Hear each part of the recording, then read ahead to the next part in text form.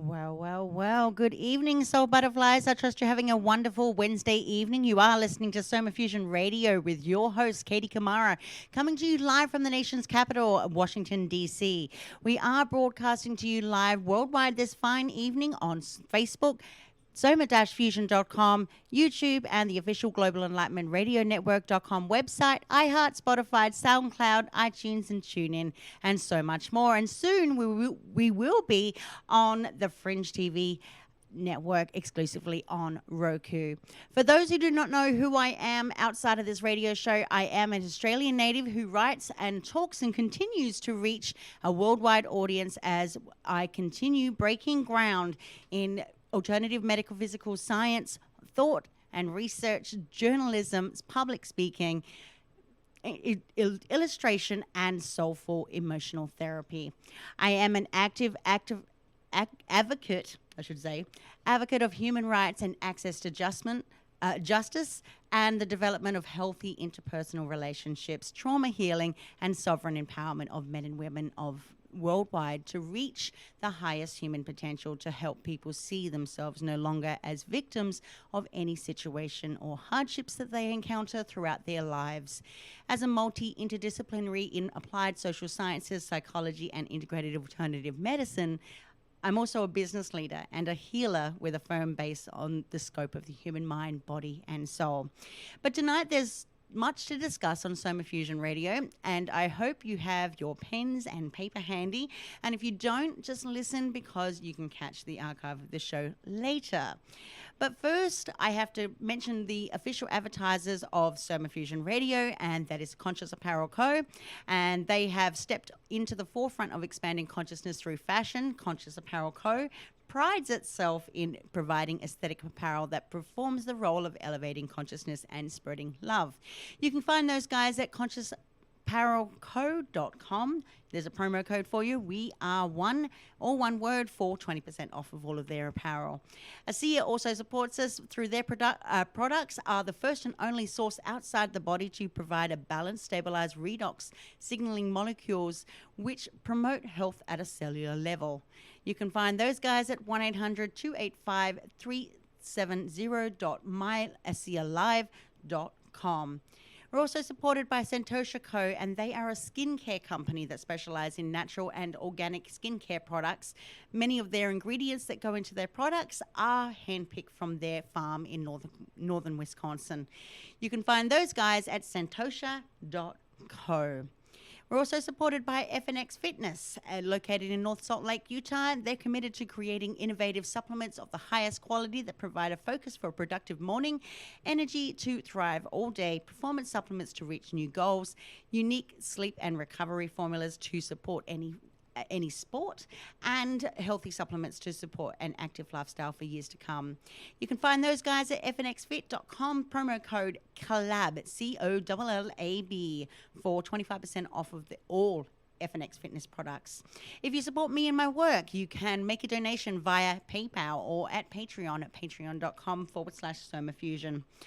Shout out to my dear friends at PSN Radio Network, Angel Espino from Miami, Florida, World Pirate Radio Network, Jeffy Ryder, Seoul, South Korea, Vincent Eastwood, the host of the Vinnie Eastwood Show, New Zealand's #1 talk radio show, SoFlo Radio, #1 online radio network in South Florida, and the Radio Hall of Famer, Race Hobbs, KGI Radio, or KGI Digital Broadcasts. The network is the voice of the alternative majority.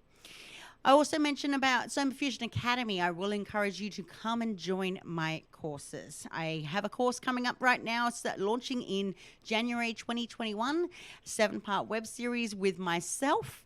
It's on self-mastery, creating a better world. Now, talking a little bit about this web series, I want to help the world. If you want to help the world to be a better place, self-mastery will help you do so. And here's how. You know you need to save money. You know you need to wake up early. And you know you need to work out more. And you know exactly what you need to do. But you don't do it. Why? Because you haven't accomplished self-mastery. And you're probably thinking right now, well, what the hell does that mean? Well, in the simplest terms, it means that you lack discipline. And there are two types of people on this earth: those that let their circumstances determine their effort and results, making sure that they never reach their full potential. And then there are others who master the art of discipline and begin to create the results that they want by dedicating more effort, hard work, and concentration to the areas that they want to succeed in. But you don't have to worry, because you can become the second type with practice and effort. And I used to let my circumstances define everything I did. I had no idea of the right way to do things in life or how to master yourself and get the results that you want, because I never had a role model to teach me. I had no idea what it was required to accomplish this, but against the odds, I've learned, and I refuse to let you guys out there feel the same way. So mastery of self requires you to go beyond what most people are willing to do. And I had to work more than others I knew. I didn't party. Well, I did party or drink. Yeah, I did drink, but I definitely didn't waste my money. I wasn't the college junkie, but I was disciplined in my direction and journey. Always have been. Most people will never become the person number 2.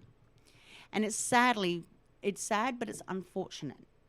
But lucky for you, I have the answer. And it's the 7-part series that we're going to cover exactly how to master your own mind, body, and cover exactly how to increase your willpower to do so.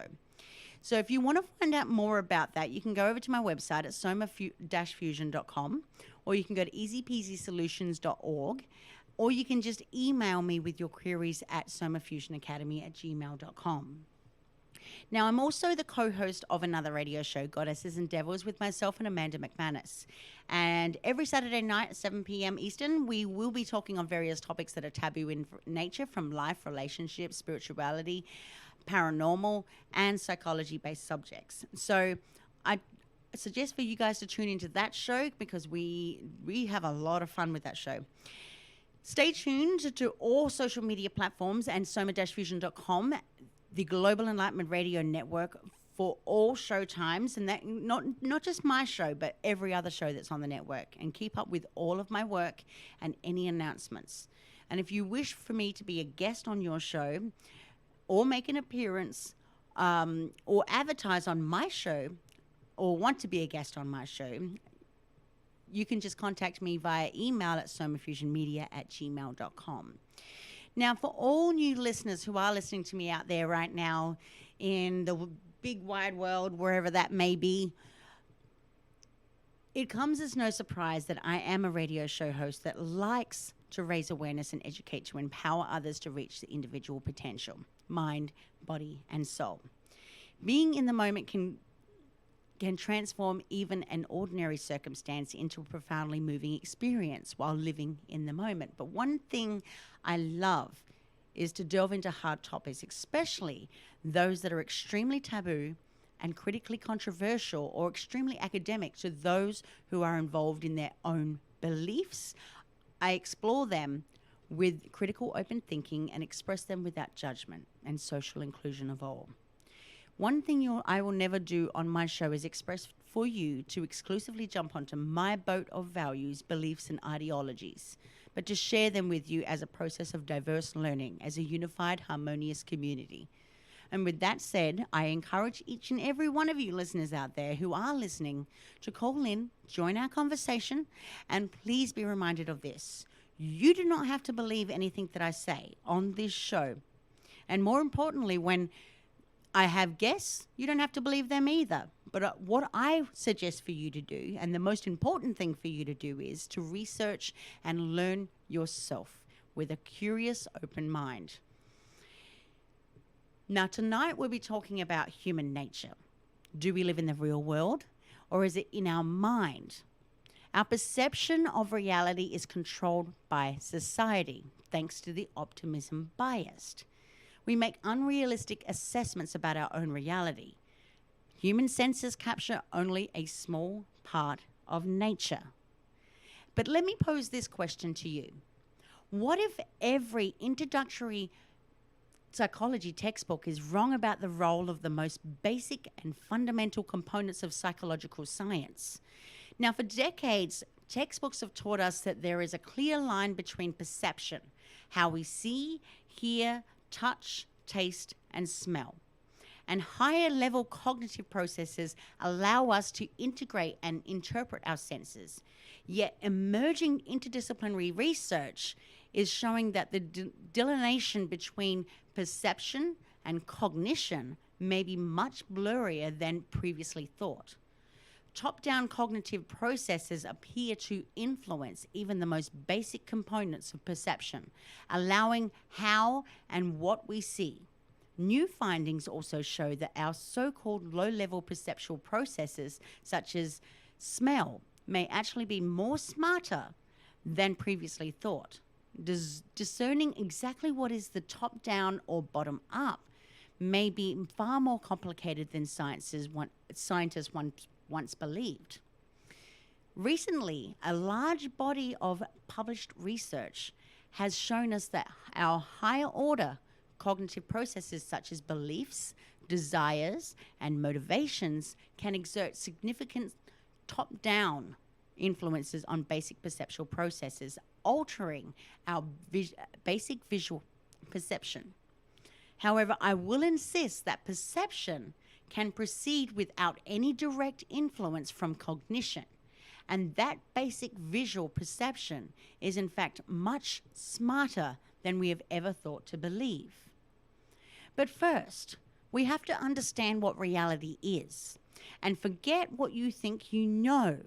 Of course, Somafusion Radio prides itself, I pride myself on giving you academic shows.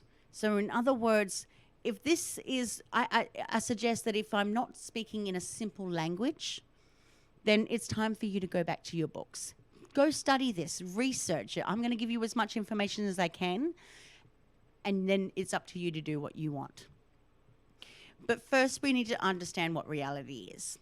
And over 7 billion human brains traffic the planet each day.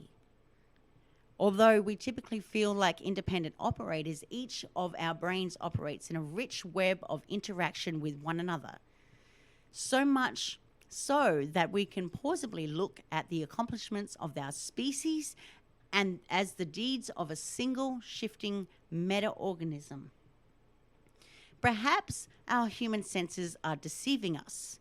Perhaps existence is an illusion and reality isn't real.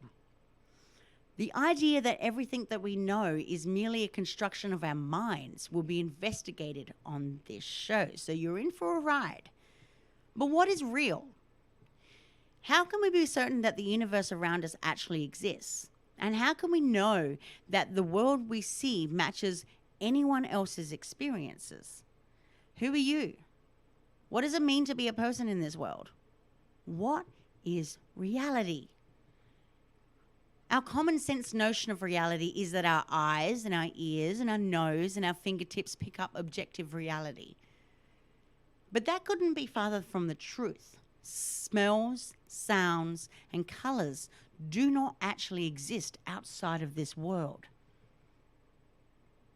Interaction between what's out there and our sensory organs isn't the whole picture either. And the brain has no direct access to the outside world. It's locked out in silence and darkness inside your skull. Our brains have never seen the outside world, and yet we experience it. But human senses are fallible. And what people think that they perceive is actually a filtered and processed by the brain to construct a useful view of the world. And normally, this filtering is helpful, allowing people to sort out important information from the barrage of data that comes in every single minute from their environment. But this filtering ability can become a weakness, as it often does when we're watching a magician. A good magician will tap into the universal brain processes that underlie perception. For instance, a magician often directs the audience gaze from one hand while he does something with the other. However, many do not see the human tendency to fall for such misdirection as evidence that all of reality exists only in our minds. Our perceptual system can be fooled, but I don't take that to mean that we're constructing reality here. And why do I say that? Because the slice of our ecosystem we can detect, or biological umwelt, is created by an interaction between the world, the outside world, and the sensory organs and our peak computational material. But we go about our lives as though we're operating in objective reality. Each organism presumably assumes its umwelt to be the entire objective reality out there. And I mean, why would any of us stop to think that there is more beyond what we can sense? And yet, with a little thinking, we easily recognize that the reality we experience is constrained by our biology. For example, the umwelt in which bats exist is entirely different than the umwelt in which humans exist. Even when we're physically in the same place. While our reality is constrained by our sensory capabilities, the reality bats experience is constrained by their different sensory, i.e. sonar, capabilities. Their brains are designed to correlate the outgoing impulses with the subsequent echoes, and the information thus required enables bats to make precise discriminations of distance, size, shape, motion, and texture comparable to those we make by vision. But bat sonar, though a clearly form of perception, is not similar in its operation to any sense that we possess, and there is no reason to suppose that it is subjectively like anything we can experience or imagine. The bat's experience of reality has a specific subjective character, which is beyond our ability to conceive. In other words, our umwelt even constrains what we can imagine reality is like for a being with different sensorium, and our sensorium is enough to get by in our ecosystem. But it does not approximate the larger picture. But on a deeper level, the complexity and speed with which the trillions of calculations are executed by each human being's unique individual brain below the level of awareness are breathtaking. Brains are as unique as snowflakes. So what can we know about the nature of reality? We must first confront our utter lack of in-the-moment awareness regarding how our world is shaped and the constraints of what we know as reality. The brain operates with electrochemical signals from which it extracts patterns and assigning meaning, creating your subjective world. But the brain doesn't know or care where the data comes from. It just figures out what to do with it, and it does it efficiently. But it's also called the pH model of evolution. pH standing for potato head. And using this name to emphasize that all of these senses that we know and love, like our eyes and our ears and our fingertips, these are merely peripheral plug-and-play devices. You stick them in and you're good to go. The brain figures out what to do with the data that comes in. And reality gets even harder to explain when we zoom out. Why are giggling and yawning contagious? Why does a person who is 3 degrees of separation from a happy person have an increased chance of being happy? Why does volunteering and donating money cause an increase in health and happiness? Your neurons require other people's neurons to thrive and survive. Who you are has everything to do with who we are. But those out there that will say perception is not reality. Just because you think that something is reality, it doesn't make it reality. And we hear it all the time in the business world, in the political arena, in marriages, anytime that there's a disagreement or conflicts. Perception is reality. This aphorism is often used to justify a perception that may be objectively unjustifiable or just plain out of touch with reality. It's employed as a cudgel to beat others into accepting someone's preferred so-called reality. At a more philosophical level, this adage creates a sense of relativism. Think queasiness.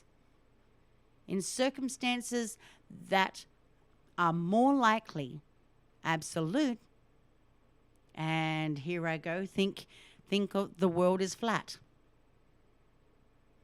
But let me state this with absolute sense of reality and without any perceptual flexibility that at the outset that perception is not reality. As I am a woman of linguistical verbiage, meaning that I believe that words are powerfully shape our attitudes, beliefs, and world perceptions, let me start off by showing you why perceptions and reality are very, very different. I'm going to give you a dictionary definition of perception. And the way that it's written is the way of regarding, understanding, or interpreting something, a mental impression. Let me give you the dictionary definition of reality. The word or the state of things as they actually exist. Existence that is absolute, self-sufficient, or objective, and not subject to human decisions or conventions. Now, clearly perception and reality have two quite different meanings.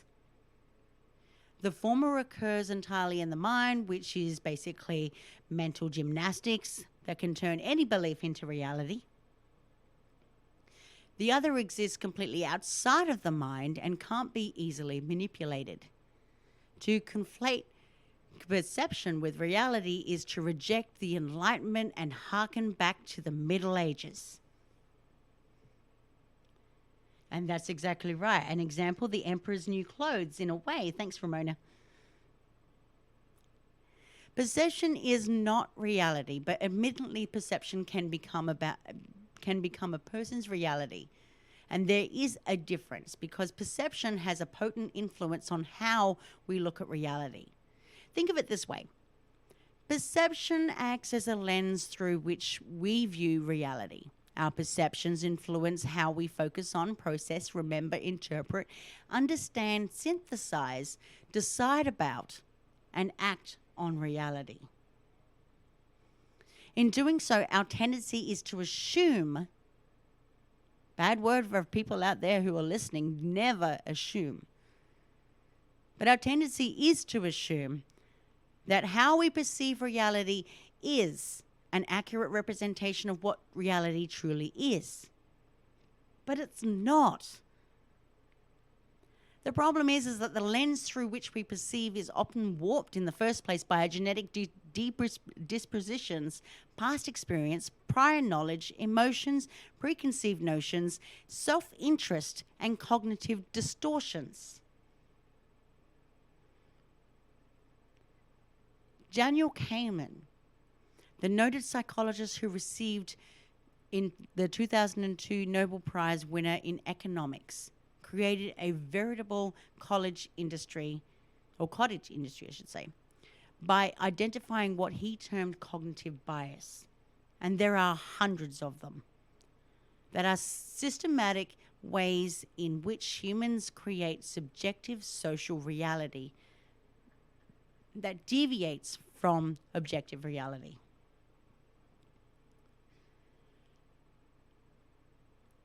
And I appreciate that some philosophers out there argue that reality does not actually exist, but instead is a subjective construction because we don't experience reality directly.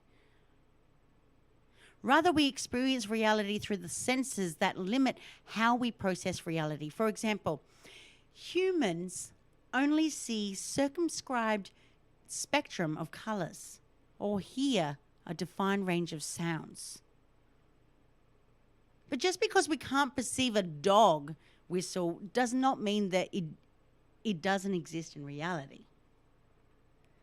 And thankfully, we have the technology in most situations that can objectively measure reality.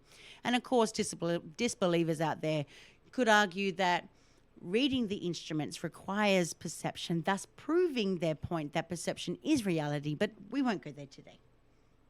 That's not the point. But a key question here is to ask, what is wrong with perception diverging from reality? What if I perceive the world in a way that is out of touch with reality? As with most things in life, this question demands a nuanced answer that involves a degree rather than kind.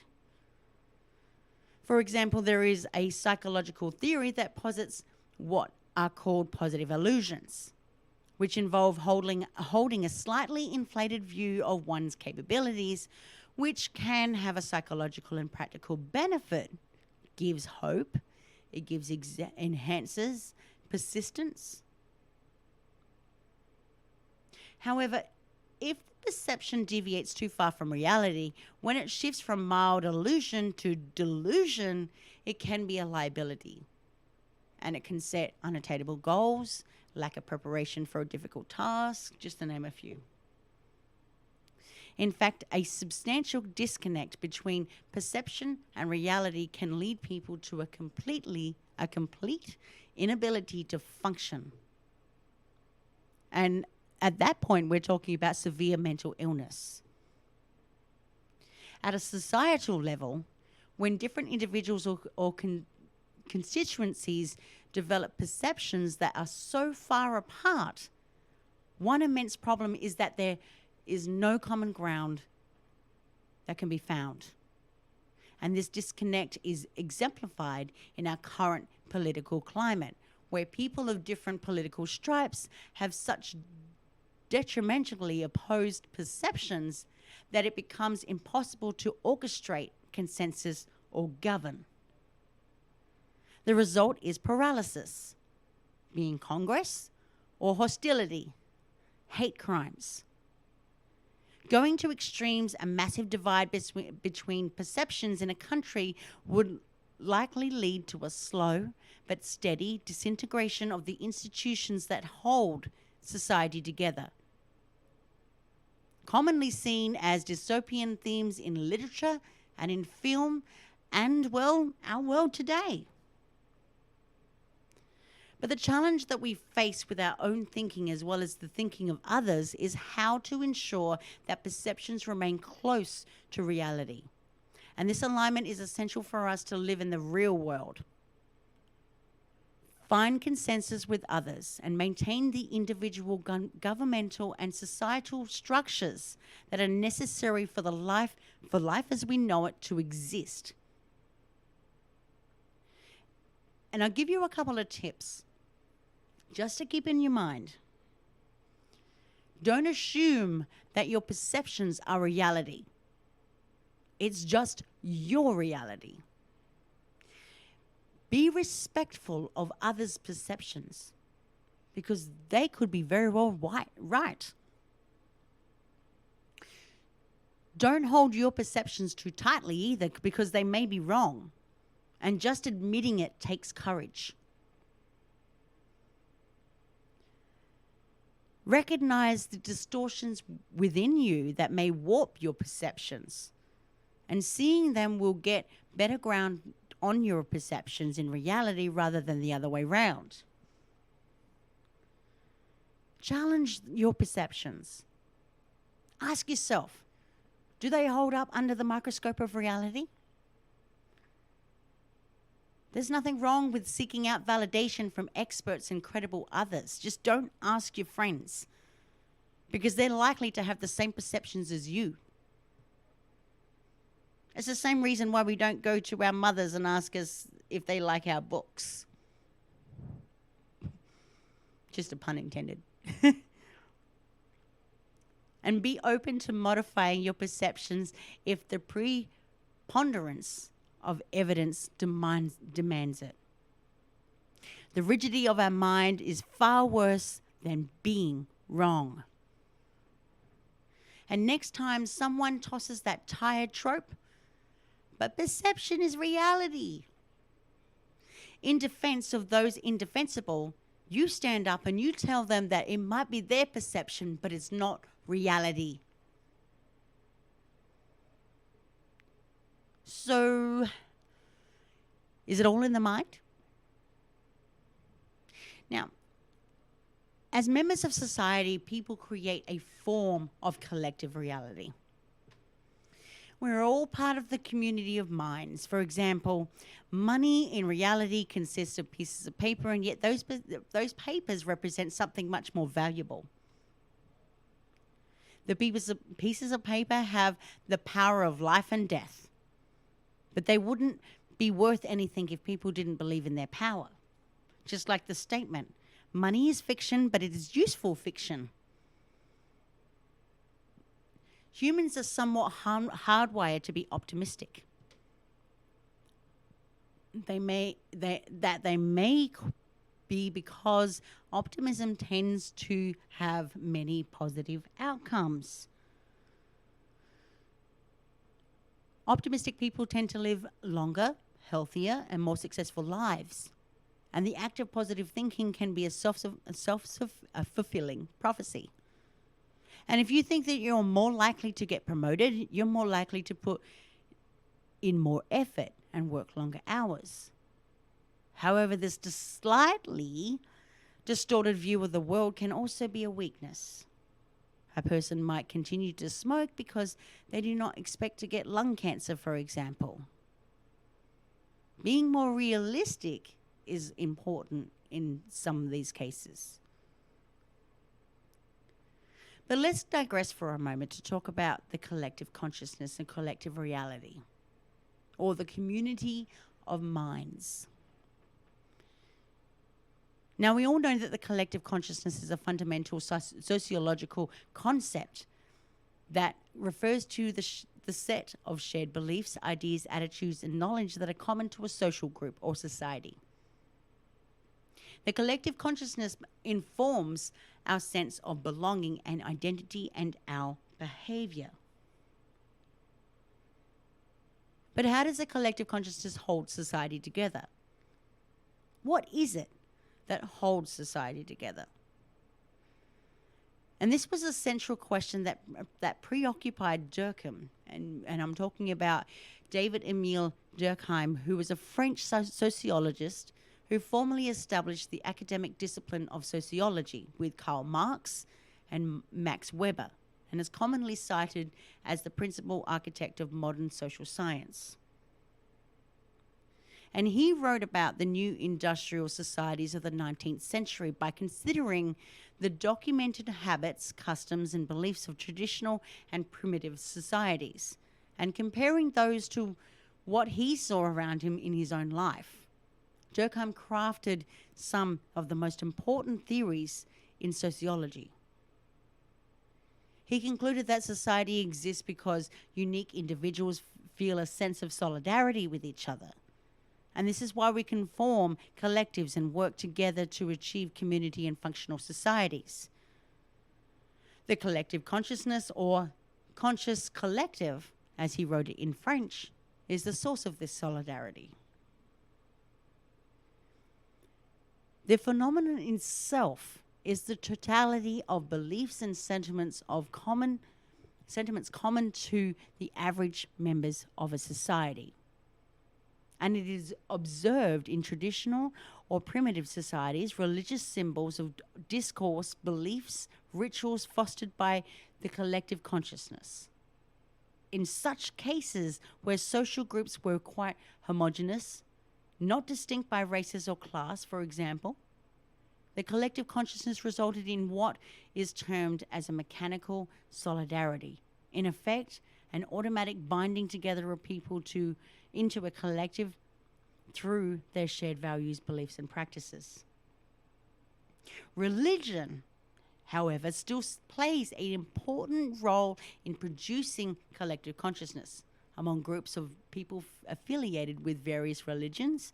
But on the other, social institutions and structures would also work to produce the collective consciousness necessary for a more complex form of solidarity. And rituals outside of religion would play an important role in affirming it. Other institutions include the state, which fosters patriotism, nationalism, news and popular mainstream TV or media, which spreads all kinds of ideas and practices from how to dress, who to vote for, how to date and be married. Education, which molds us into compliant citizens and workers. And the police and judiciary, which shape our notions of right and wrong and direct our behavior through threat of or actual physical force, among others. Rituals that serve to reaffirm the collective conscious ranges from parades, holiday celebrations, to sporting events, weddings, grooming ourselves according to gender norms, and even shopping. Just think of Black Friday. That's coming up. In either case, primitive or modern society's collective consciousness is something common to the whole of society. It's there whether you like it or not. It's not an individual condition or phenomenon, but a social one.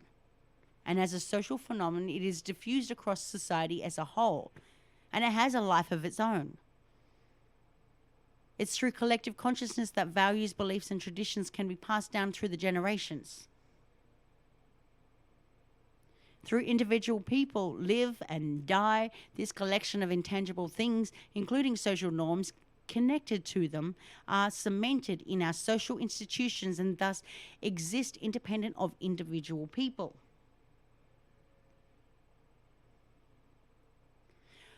Most important to understand that the collective consciousness is the result of social forces that are external to the individual, that course through society, and that work together to create the social phenomenon of the shared set of beliefs, values, and ideas that compose it.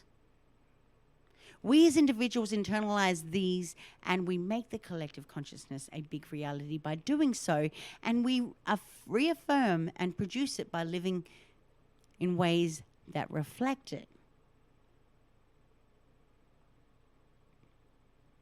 Yes, Ramona, it could be a way to shape our reality, yes. And I'll get into that a little bit later. During the course of this show, I will be breaking down everything. So you have, when I finish this show, you can take away a hell of a lot of information, and you can decide discern what you want to believe about reality, illusion, or whether anything that I've just said is disillusion. It's totally up to you.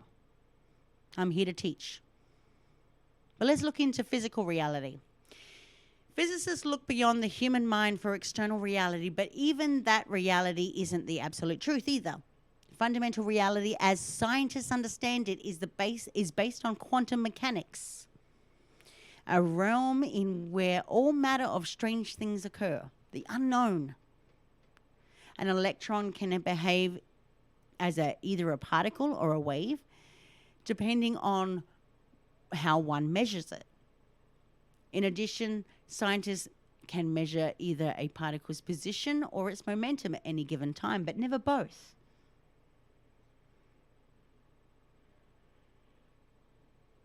Quantum mechanics is simply the best theories that modern era that the theoretical physicists have developed, but so much of this reality is, by definition, unknowable. You can absolutely believe reality is a real thing, but that doesn't mean that we understand it. The universe may turn out to have more dimensions that we know about, where fundamental forces behave very differently than how we perceive them.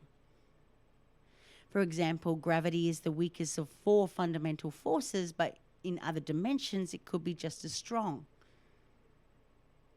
Things would be vastly different in this hidden reality. The universe could even be a kind of a hologram. The amount of information that can be stored in a region of space is proportional to the region's surface area rather than its volume. And it's a property known as holographic principle. I've spoken about this on one of my other shows I did many months ago. One possible implication is that reality is actually 2-dimensional and the 3-dimensional world is merely an illusion, when we would explain some of the wackiness of quantum mechanics. Again, if you want to hear me speaking about quantum mechanics and quantum entanglement, go over to my YouTube channel. You can see the archives that are there. I did 3 shows on it.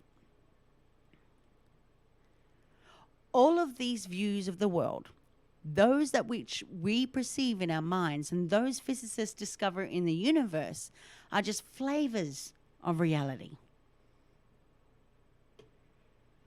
What humans perceive as reality may be no more than just an illusion, but nevertheless, in the end, maybe it doesn't really matter.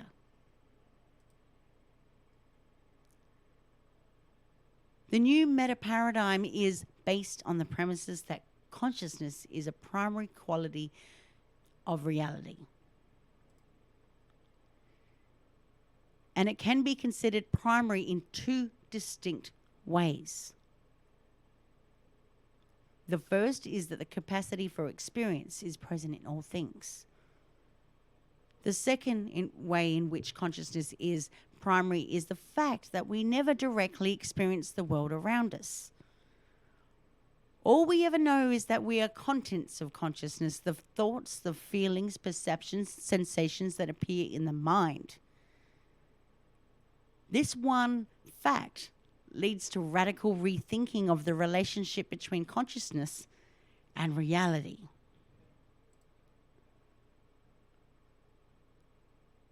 The idea that we will never experience the physical world directly has intrigued many, many philosophers.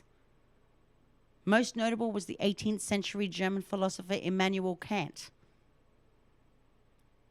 who drew a clear distinction between the forms that appear in the mind, what he called the phenomenon, a Greek word meaning that which appears to be, and the world that gives rise to this perception, which he called noumenon, meaning that which is apprehended. All we know is that Kant insisted is the phenomenon, the noumenon, is thing in itself and remains forever beyond our knowing. A century earlier, though, the British philosopher John Locke had argued that all knowledge is based on perceptions caused by external objects acting on the senses. But whereas Locke thought that perception was passive, the mind simply reflecting the images received by the senses, Kant proposed that the mind is an active participant in the process, continually shaping our experience of the world. Reality, as he saw, was something we each construct for ourselves. Unlike some of his predecessors, Kant was not suggesting that this reality is the only reality. The Irish theologian Bishop Berkeley had argued that we know only our perceptions, and had then concluded that nothing exists apart from our perceptions, which led him into the difficult position of having to explain of what happened to the world when no one was perceiving it.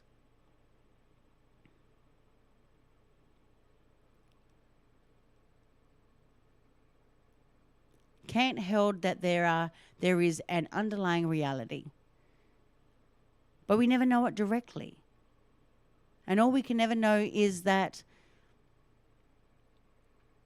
of how it appears in our minds. And as to the ultimate things, we can know nothing. And only when we admit to this do we return to equilibrium. That was famously said by Carl Jung. So how does reality appear to us? What are the circumstances that could cause one's reality to be different from another? Our perception of reality is a generation of sensations caused by our minds and the sense that they make of the inputs into the brain, whether they will be oral, visual, tactile, taste, or smell. And these sensations, particularly the visual, will give us a sense of surroundings and their dimension. And it's extremely easy to distort the perception, and this can be done through mind-altering drugs or through the loss of one's senses.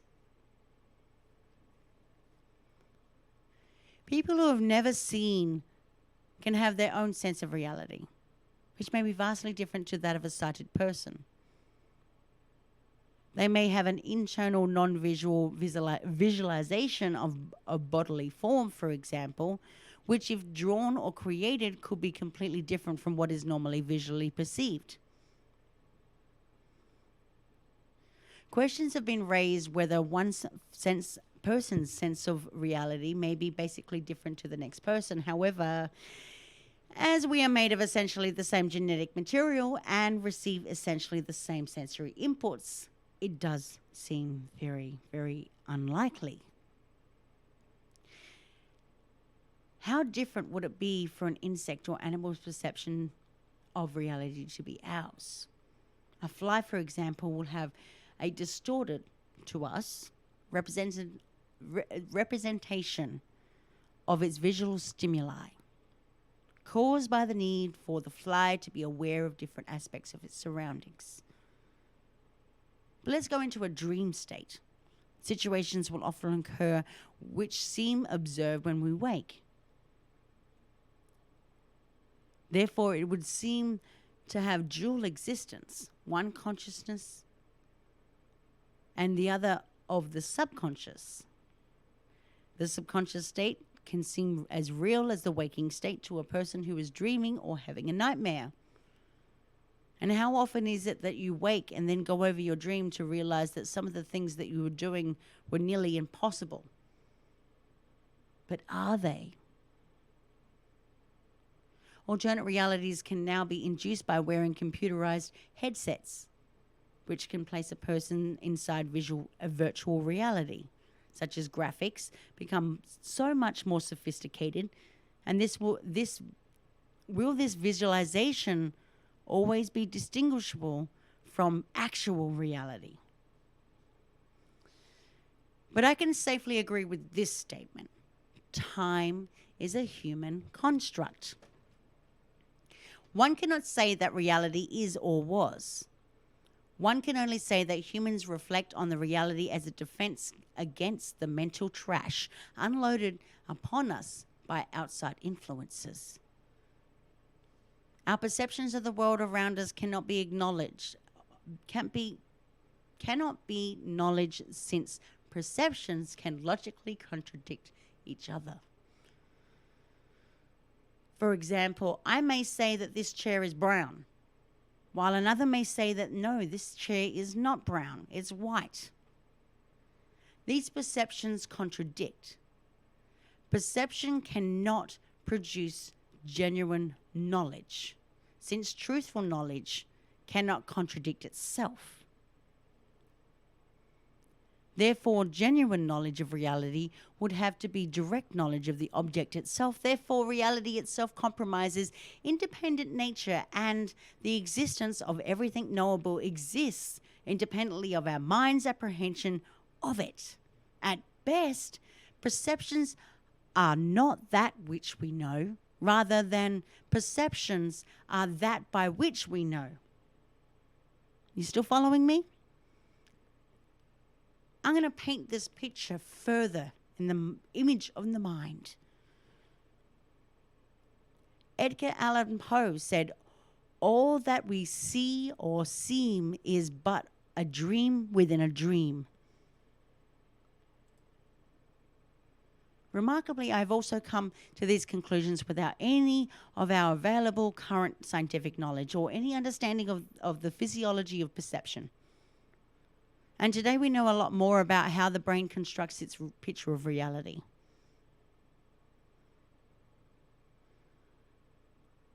When I look at a tree, light reflected from the tree forms an image of the tree on my retina of the eye.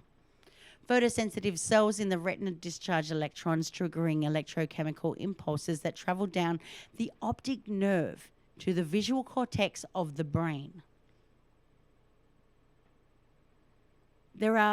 There, the data undergoes a complex processing that detects shapes, patterns, colors, and movements.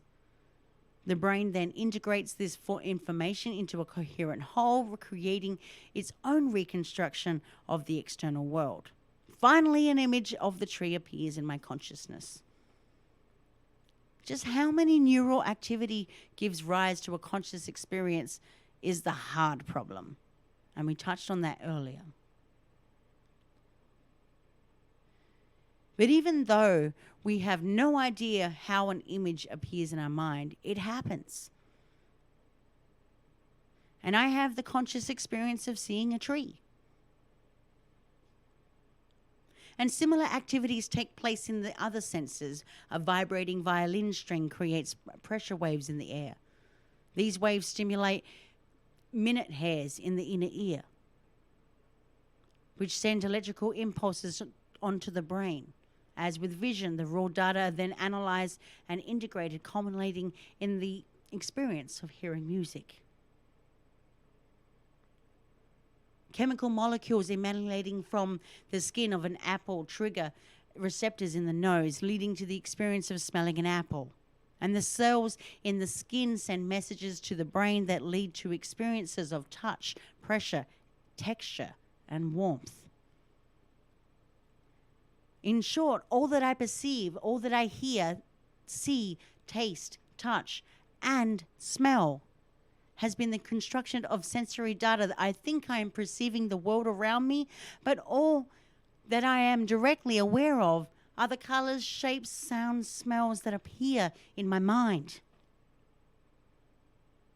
Erwin Schrödinger said, every man's world picture is and always remains a construct of his mind, cannot be proved to have any other existence.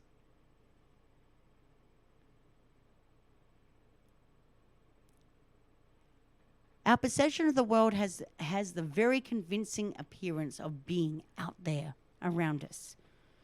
But it is no more out there than our nightly dreams. And in our dreams, we are aware of sights and sounds and sensations happening around us. We are aware of our bodies. We think and reason. We feel anger, fear, pleasure, and love. We experience other people as separate individuals speaking and interacting with us. The dream appears to be happening out there, and the world around us. Only when we awaken do we realize that it was all just a dream, a creation in the mind.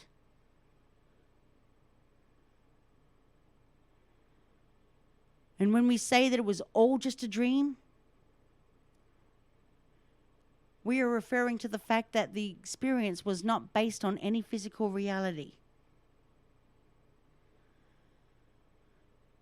It was created from memories, hopes, fears, and other factors. And in the waking state, our image of the world is based on sensory information drawn from our physical surroundings. And this gives our waking experience a consistency and sense of reality not found in dreams. But the truth is, it is as much a creation of our minds as is our dreams. In the book, A Course in Miracles, it says, I have given everything I see all the meaning it has for me. And this I know totally counter to common sense. Right now, you are aware of me talking to you through the internet waves and beyond. Various objects around you, sensations in your own body, and the sounds in the air. And even though you may understand that it is all a construction of reality, it still appears that you are having a direct perception of the physical world. And I'm not suggesting that you should try see it otherwise. What is important for now is the understanding that all experience is an image of reality created in the mind. I'm going to keep saying it. Our impression of what we are perceiving the world directly is mostly very convincing. Occasionally, however, we may come across a phenomena that reveal cracks in our construction of reality. Visual illusions are a good example. And these usually occur because the brain misinterprets the sensory data and constructs an image of reality that is either misleading or inconsistent. Now, I can go into a complete metaphysical version of events here. Let's change it up. Let's talk about Maya. There are, therefore, two realities. There is the physical reality, whatever is actually out there, stimulating our senses. And there is the personal reality, that which we experience, the construction of the world that appears in our minds. And both are very, very real. But some people claim that our subjective reality is an illusion, but that is misleading. It may be a creation of the mind, but nonetheless very, very real. And it's the only reality we ever know. The illusion comes from when we confuse the reality we experience with the physical reality, the thing in itself. The Vedantic philosophers of ancient India spoke of this confusion as the Maya, often translated as illusion, a false perception of the world. Maya is better interpreted as delusion, a false belief about the world. I suffer a delusion when I believe the images in my mind are external to the world. I deceive myself when I think that the tree I see is the tree itself.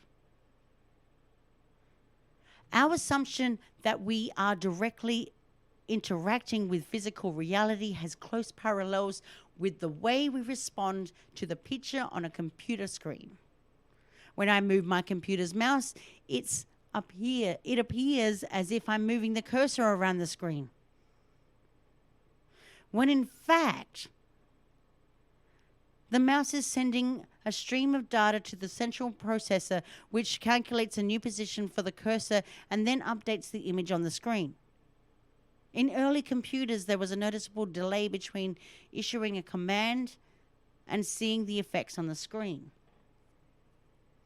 For those geeks out there. But today, computers are so fast they can recalculate the image on a screen in a fraction of a second. And if you've got a bad computer, your brain's going to work faster than a computer. There's been that time. And there is no visible delay between moving the mouse and the cursor moving on the screen. And as far as I'm concerned, I am moving the cursor across the screen. Our experience of daily life is similar. When I kick a stone, my intention to move my foot is communicated to my body, and my foot in the physical world moves to meet the physical stone. But I do not experience the interaction directly. The brain receives the information sent back by the eyes and the body and updates the image of my reality appropriately. And as with the computer, there is a small delay between the event and the physical world of my experience of that event. It takes my brain about a fifth of a second to process the sensory information and construct the corresponding picture of reality. Thus, my awareness of reality is about a fifth of a second behind the physical reality, but I never notice the lag because the brain cleverly compensates for the delay, leaving me with the impression that I am interacting directly with the physical world. Are you still following me out there? Lavankara Sutra said, "Things are not what they seem to be, or are they otherwise?" Well, what about the unknowable reality?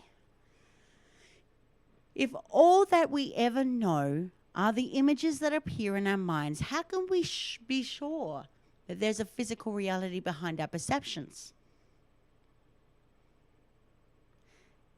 Is it not just an assumption?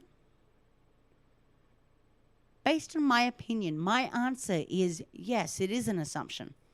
Nevertheless, it seems a most plausible one. Again, I'm going to tell you that there are going to be some occasions that making an assumption could be a correct guess.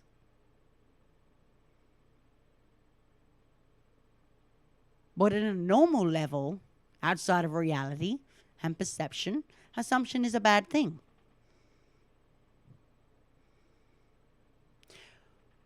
For a start, there are definite constraints on my experience. I cannot, for example, walk through walls. And if I try to, there are predictable consequences. And I probably have a whole heap of people laughing at me. Nor can I, when awake, float through air or walk on water. Moreover, my experience generally follows a well-defined laws and principle. Balls thrown through the air follow precisely defined paths. You ever seen a ball go zigzag?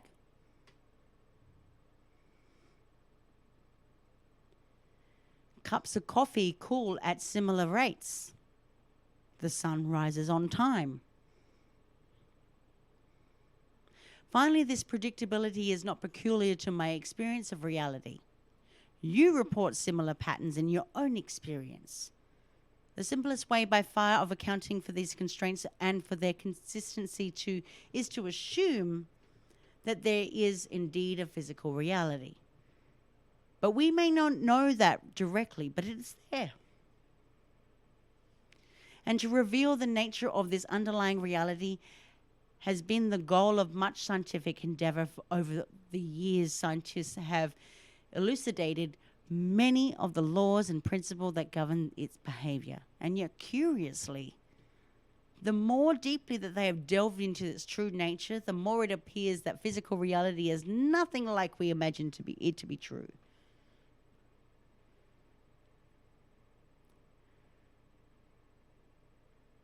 This should not be too surprising if we can imagine that there are forms and qualities that appear in the consciousness, then these are unlikely to appropriate models for describing the underlying physical reality. For 2,000 years, it was believed that atoms were tiny solid balls, a model clearly drawn from everyday experience. Then, as physicists discovered that atoms were composed of more elementary subatomic particles, i.e. electrons, protons, neurons, such like, the model shifted from one of a central nucleus surrounded by orbiting electrons, again, a model based on experience. An atom may be small, a mere billionth of an inch across. But these subatomic particles are hundreds of thousands of times smaller still. Imagine the nucleus of an atom magnified to the size of a grain of rice. The whole atom would then be the size of a football stadium. And the electrons would be other grains of rice flying around the stands. And as the early 20th century British physicist Sir Arthur Eddington put it, matter is mostly ghostly empty space. 99.99999% empty space, to be a little bit more precise. And Hans Peter Dürr famously said, matter is not made of matter.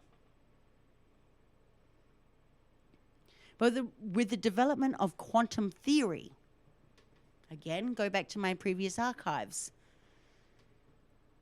physicists have found that even subatomic particles are far from solid. And yet, they are not much like matter at all, at least nothing like matter as we know it. They cannot be pinned down and measured precisely. Much of the time that they seem more like waves than particles. They're like fuzzy clouds of potential existence with no definite location. Whatever matter is, it has very little, if any, substance. I told you I was going to break this down. Do you understand the research that I do and the work that I put behind these shows? You have to understand that I dwell in the gray area between metaphysics and science. And I'm always going to see everything on an even or equal playing field. Because you cannot get rid of, it's one without the other. You have to make your own assumptions and discern the information I'm giving you.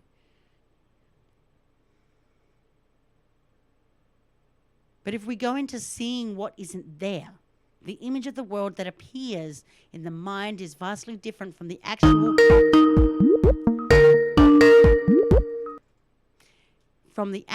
word.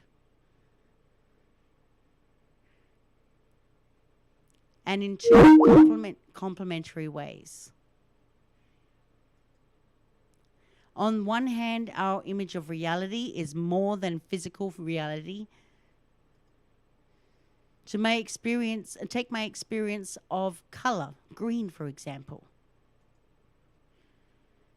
There may be a light of various frequencies, but the light itself is not green. And nor are the electrical impulses that are transmitted from eye to the brain. There is no color. The green I see is a quality created in the consciousness. It exists only a subjective experience in the mind.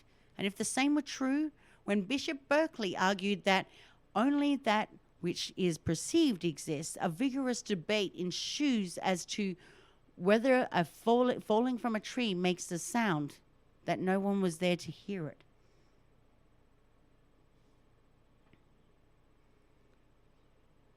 At the time, nothing was known of how sound was transmitted through the air, or of how the ear and the brain functioned. But today we know much more about the processes involved, and the answer is clearly no. There is no sound in the physical reality. Pressure waves in the air, perhaps, but no sound.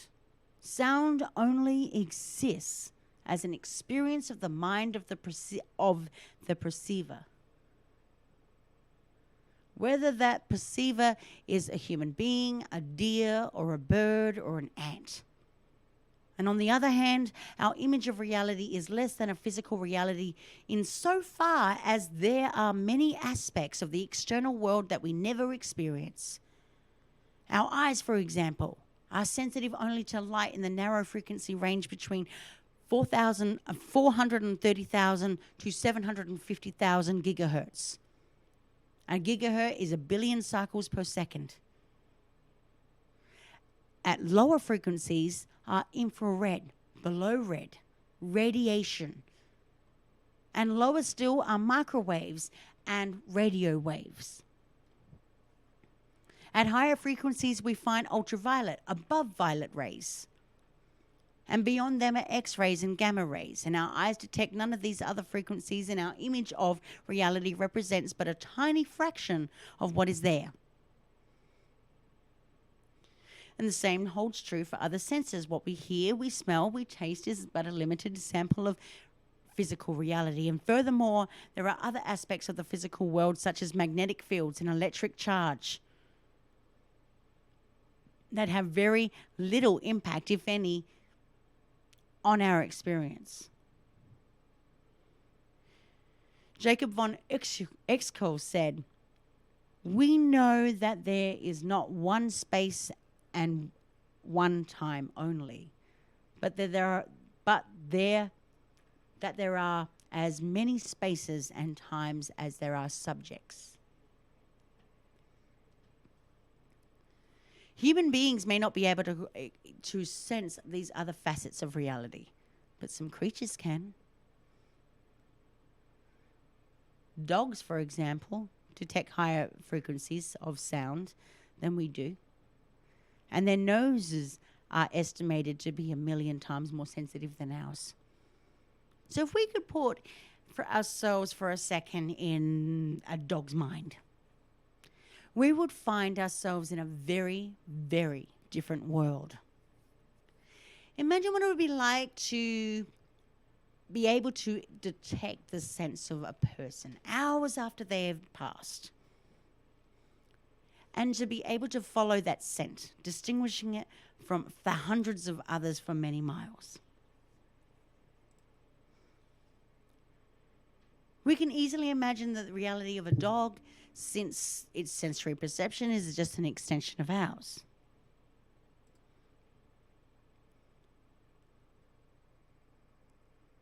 But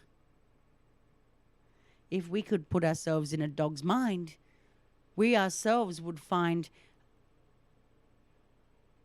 it very, very isolating to try and figure it out. But since we can easily imagine the reality of a dog, the reality of a dolphin, however, is much harder to picture. With their highly developed echolocation abilities, dolphins experience qualities of which most of us know nothing of.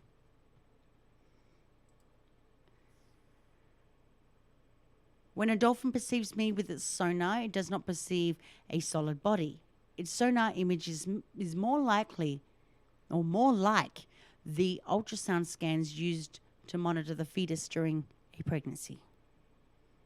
A dolphin can sense the shapes and movements of my internal organs, the beating of my heart, the churning of my stomach, and the state of my muscles are all visible to the dolphin's mind.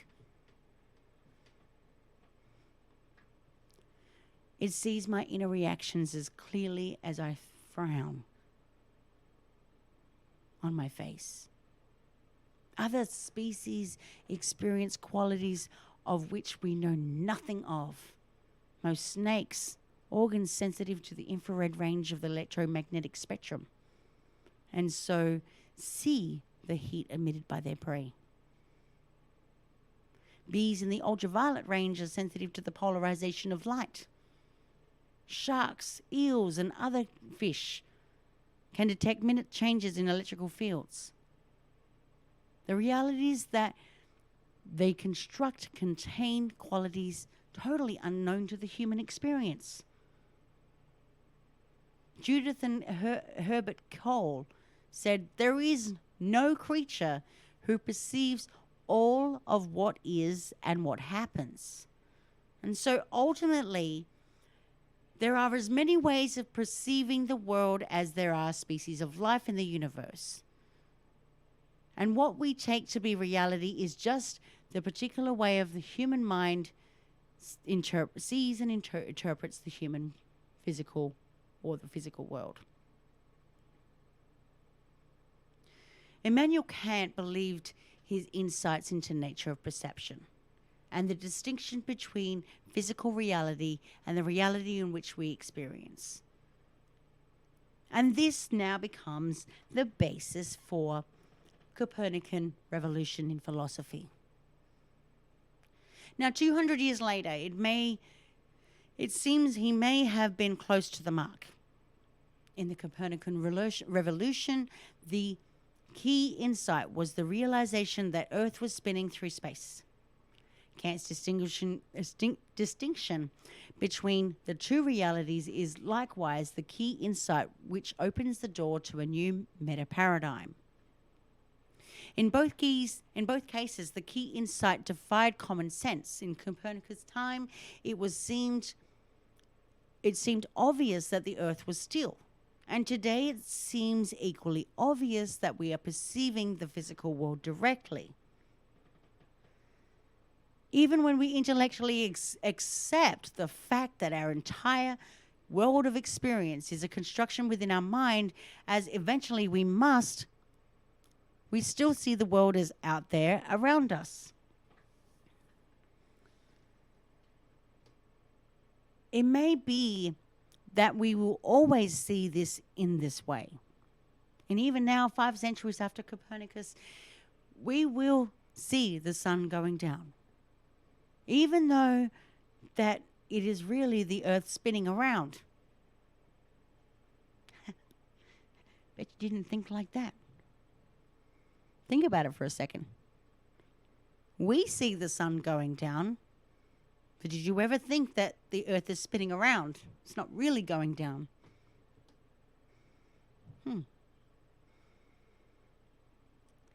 In this instance, however, it is possible to see it the other way.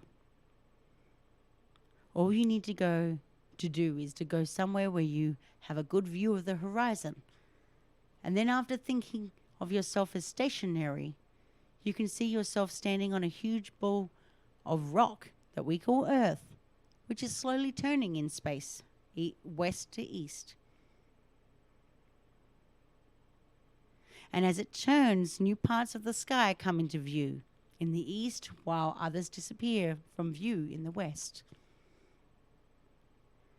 And now, instead of seeing the sun setting, you see the horizon moving up and hiding it. In a similar way, the moon rises as the opposite horizon moves down, opening up the new vistas. Changing your perception in this way, the Copernican shift becomes an experienced reality. It is much more difficult, however, to do a similar exercise with our perception of the world around us.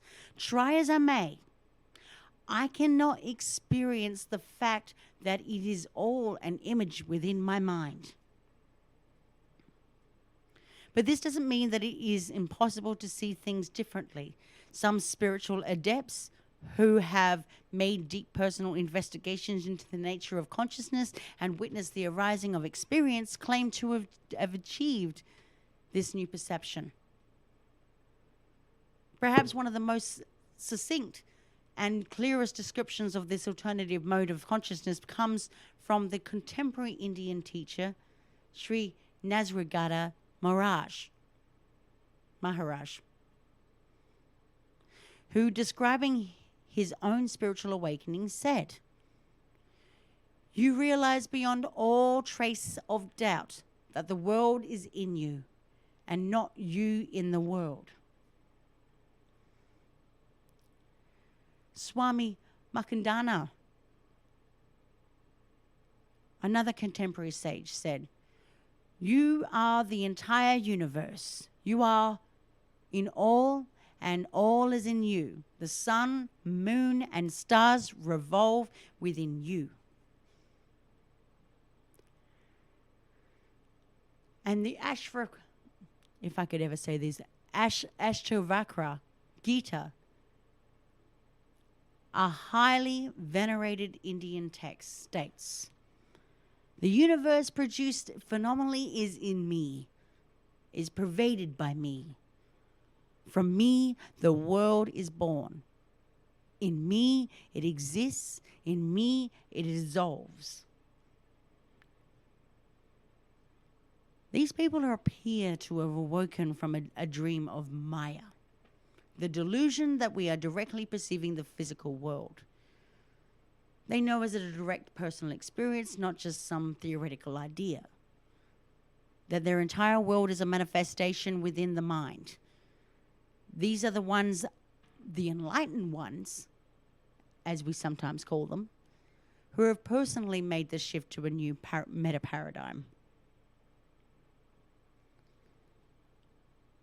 Much in the same way as Copernicus's insight turned our model of the cosmos inside out, the distinction between the physical world and our experiences of the world turns the relationship of consciousness and the material world inside out.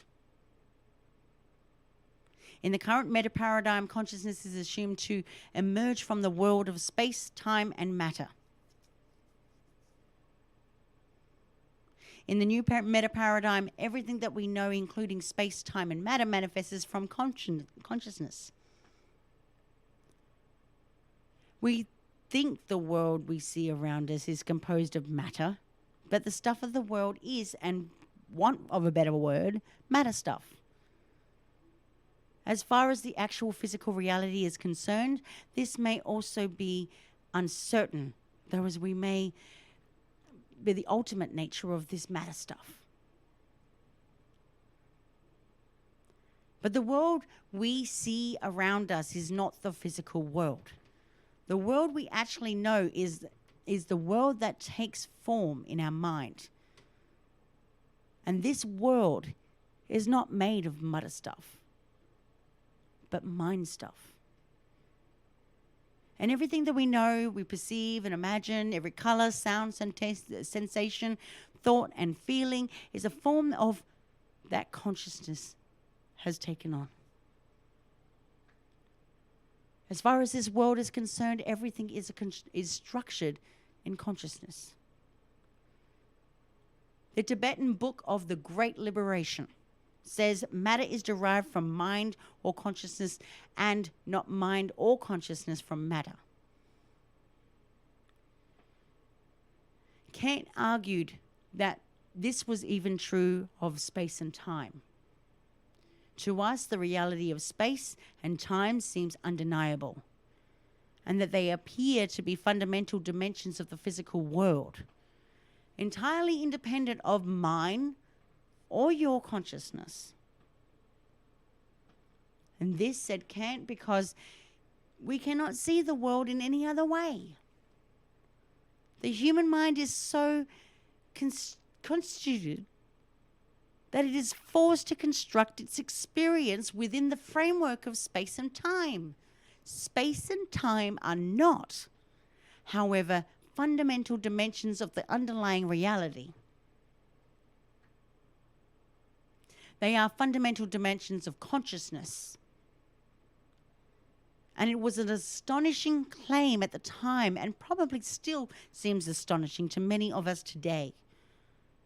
But contemporary physics now lends weight to this extraordinary idea. The Zen teachings of Hung Po says, this pure mind, the source of everything, shines forever and on with the brilliance of its own perfection. But the people of the world do not awake to it, regarding only that which sees, hears, feels, and knows the mind as the mind, blinded by their own sight, hearing, feeling, and knowing of all substance. And with that said, let's hit a break. You are listening to Soma Fusion with your host, Katie Kamara, on the Global Enlightenment Radio Network. For more information, please look me up on social media or go to my website, soma-fusion.com or somafusionmedia.com. And don't forget to like, share, and subscribe out this show and let the whole world know what we're learning each week. Invite them to listen with us. And the majority of my shows from this point on forward will be actual lectures. So when I do tell you to grab your notepads and pens, this is a free lecture. In January, I will be starting full-time lecturing. And I'll give you some more information as each week goes past before we launch. But after the break, we will be going, we'll be talking, when we do come back, we're going to be talking about psychology. And I will also be talking about naive realism, anthropology, hallucinations, false polarizations, social conformity, the destruction of reality, of conformity of modern society, and detrimentalism. But before we go on our break, let me leave you with this question. Just ask yourself a simple question, and we'll get into some answers a little later. What do you believe? Now, do you know the answer? And with that said, we're going to go to a break, and I'll be back.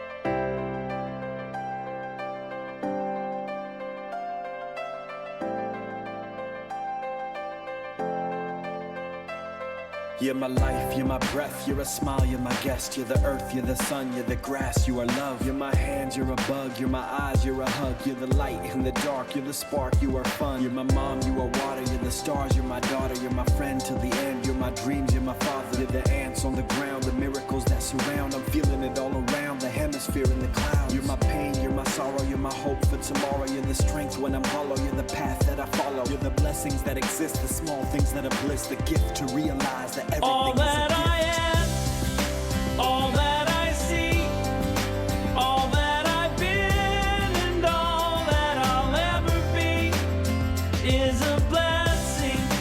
It's so amazing, and I'm grateful for it all, for it all.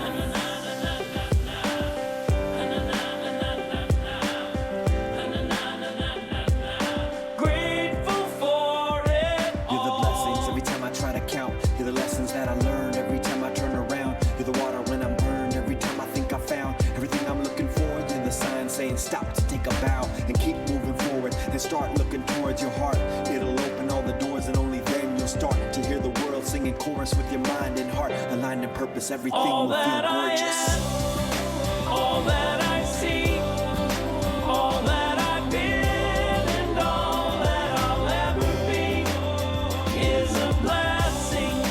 It's so amazing, and I'm grateful for it all, Every day I sit and pray 'cause what I have is more than I deserve or could ever imagine. How do I give back to all of this magic and spread the love so everybody can have it? Doesn't matter if I'm rich or poor, if I got a family or if I'm all alone. Bad things happen, I can just complain and moan, but there's a million things that I can be grateful for. So I lift up my hands now, and I open my heart, and my gratitude goes out to everything near and far. All that I am, Everything I am and all everything I that I see, see, everything I hope and all everything I that I've dream, been, everything I feel and everything I all that be. I'll I ever look be deep down and feel all the is a blessings. Everything I am and It's everything I see, everything I amazing, hope and everything I and dream, I'm everything I feel and everything I be. I'm grateful for it all. All It's that I amazing. am, Everything I am and all everything I that I see, see, everything I hope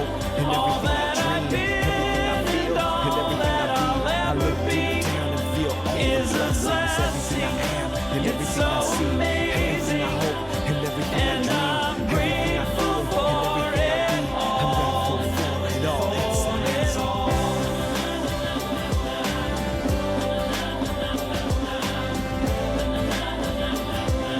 Grateful for it all.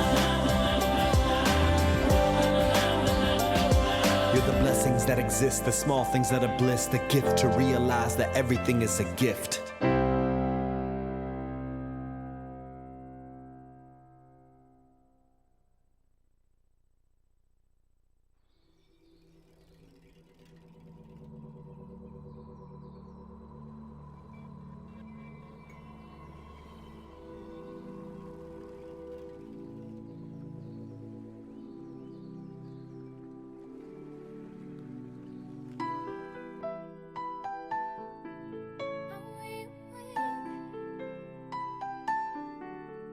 L'impression d'une vie dans le noir. L'ennui éteint tous nos espoirs. Inconscient, une vie illusoire et incapable de voir. Mais tu sais que sans en avoir l'air, tu construis l'histoire. À chacun sa gloire. S'arrêter, quelques heures s'en aller, comme un avion qui passe dans ce monde qui nous laisse. Sommes-nous éveillés? Are we awake? Are we awake? Où sont nos je t'aime? Are we awake? Are we awake? Time to wake up right now.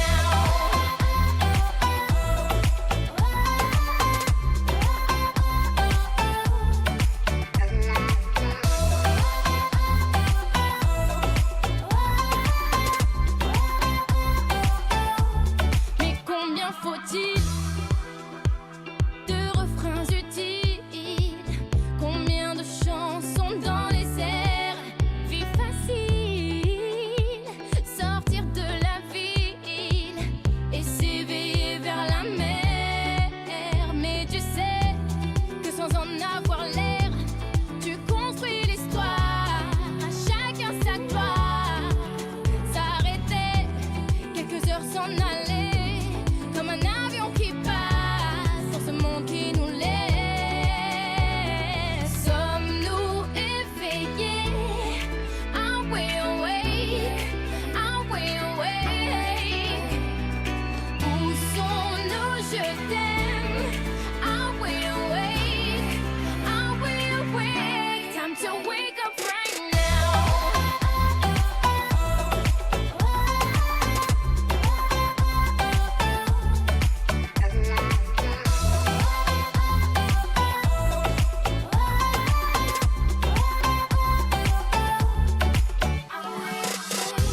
I wanna be awake, can't let my mind be asleep all day. Gonna pack it up, pick it up, be on my way. Cause I'm motivated, dedicated. It's a man revolution. Love is the solution. No man can escape evolution. So we have to free our minds and find a mission. Sommes-nous éveillés? Are we awake? Are we awake? Où sont nos je t'aime? Are we awake? Are we awake? Time to wake up right now.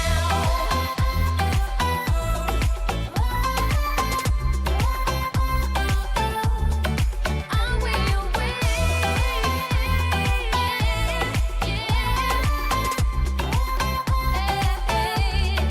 Are we awake?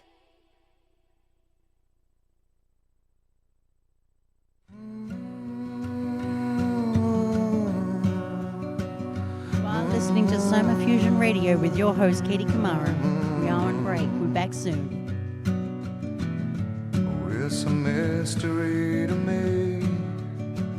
We have agreed with which we have agreed. And you think you have to want more than you need.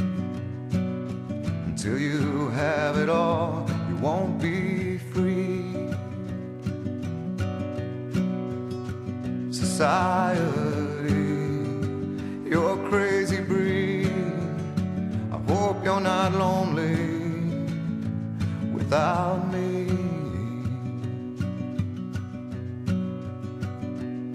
When you want more than you have, you think you need. And when you think more than you want, your thoughts begin to bleed. I think I need to find a bigger place. 'Cause when you have more than you think, you need more space. Society, you're a crazy breed. I hope you're not lonely without me. Society, crazy indeed. I hope you're not lonely without me.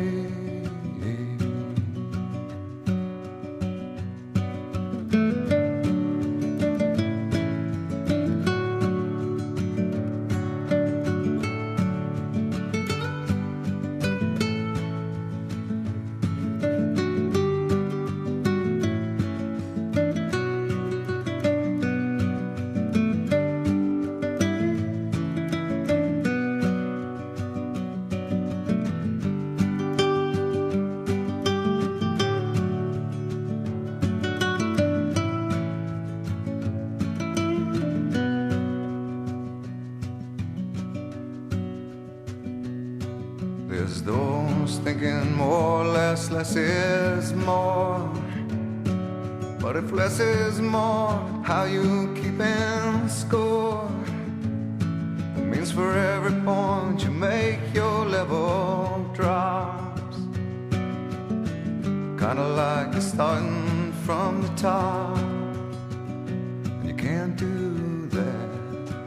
Society, you're a crazy breed. I hope you're not lonely without me. Society, crazy indeed.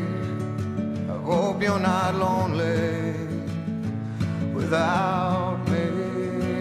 Society, have mercy on me. I hope you're not angry if I disagree. Society, crazy indeed. I hope you're not lonely without me.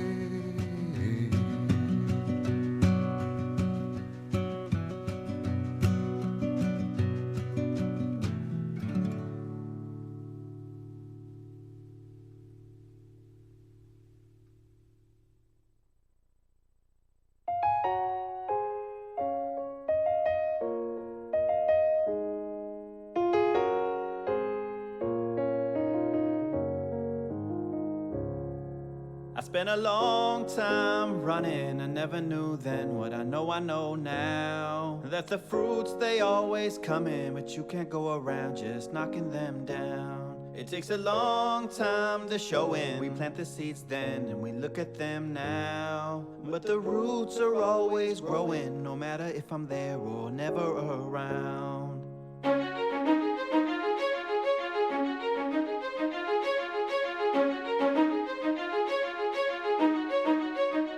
Whatever grows will grow, whatever dies will die, whatever works will work, whatever flies will fly, whatever fails will fail, what's meant to soar will soar.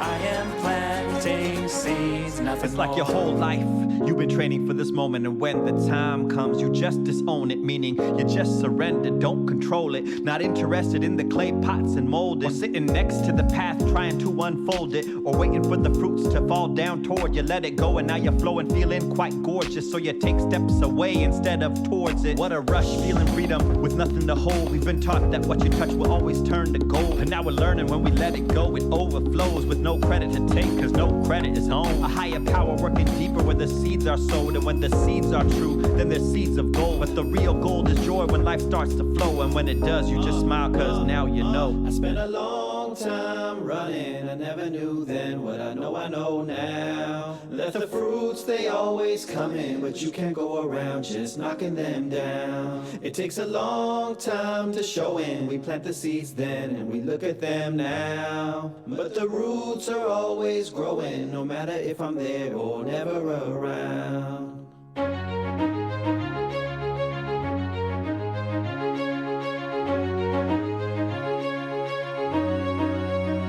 Whatever grows will grow, whatever dies will die, whatever works will work, whatever flies will fly, whatever fails will fail, what's meant to soar will soar.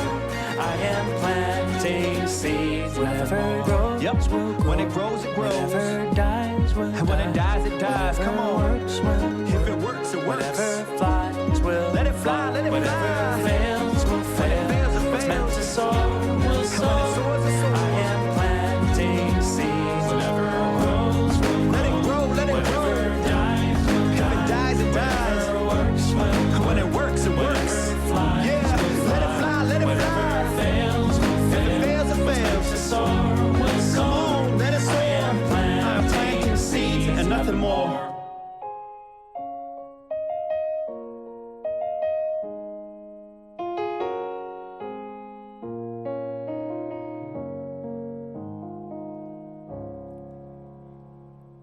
And we are back. You are listening to Somafusion Radio with your host, Katie Kamara, on the Global Enlightenment Radio Network. Again, please, if you want more information about who I am, you can go, or the show, you can go look me up on social media or go to my website at soma-fusion.com or Soma Fusion Media. And don't forget to like, subscribe, and share out this show and let the whole world know what we're learning each week. Invite them to listen with us. And so now we're going to be talking about naive realism, social psychology. Human beings are perhaps never more frightening than when they are convinced beyond a doubt that they are right. So let me tell you about naive realism.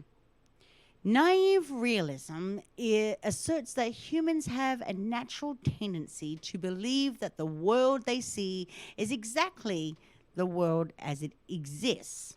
Now, they objectively perceive reality, and anyone who disagrees with them is either irritational, biased, or simply contrarian. And the most perfect example is of a picture of a dress. Now, I hadn't had it loaded up on my computer, so I can't show you up on the screen if you're watching the video broadcast, but I can describe it for you. It is a picture of a pleated chiffon dress that looks to me in the image, remember my perception, gold and white and striped. Now, back in 2015, this became a famous meme for its divisiveness in what color of dress you saw, either black and blue or gold and white. Now, people want to believe the world that they see is the world as it really is. So when people contest something that is simple yet plain as the color of that dress, it flies in the face of naive realism, or the belief that we directly perceive the world around us. But what happens when you perceive this dress? Firstly, what happens is the light bouncing off the computer screen gets reflected in your eye, passing through your specifically sized lens onto your specifically designed retina before transforming into an actual electrical impulse in the optic nerve that gets sent along to the brain. Here, that once pattern of light, now an electrical signal, then travels across millions and millions of neurons, uniquely configured from your own genetics and upbringing, on its way to processing in the thalamus, which processes it according to your own unique genetics and upbringing, And there, a new electrical signal is created and then sent to the visual cortex at the back of your brain for more processing. Then at the same pattern of light, now an electrical signal twice removed is again transformed before traveling all the way to the front of your brain, where it is once more gets processed so that you can finally decode what it is you see. So tell me again how you objectively perceive the world. Of course, even with all of our incomprehensibly unique brains for the most part, that is if you use them, we all see and hear the same things. There might be slight differences in perception, but ultimately the dress is still not a dress people would wear. Thus, we can still get along fine even if we mistakenly continue to believe that what we see in an objective reality. The problem is, however, is that people extend this objective perceptual reality to an objective social reality too. That is, not only do we tend to believe that what we see is the right way to see, but what we think is also the right way to think. And this is the crux of the world's problems.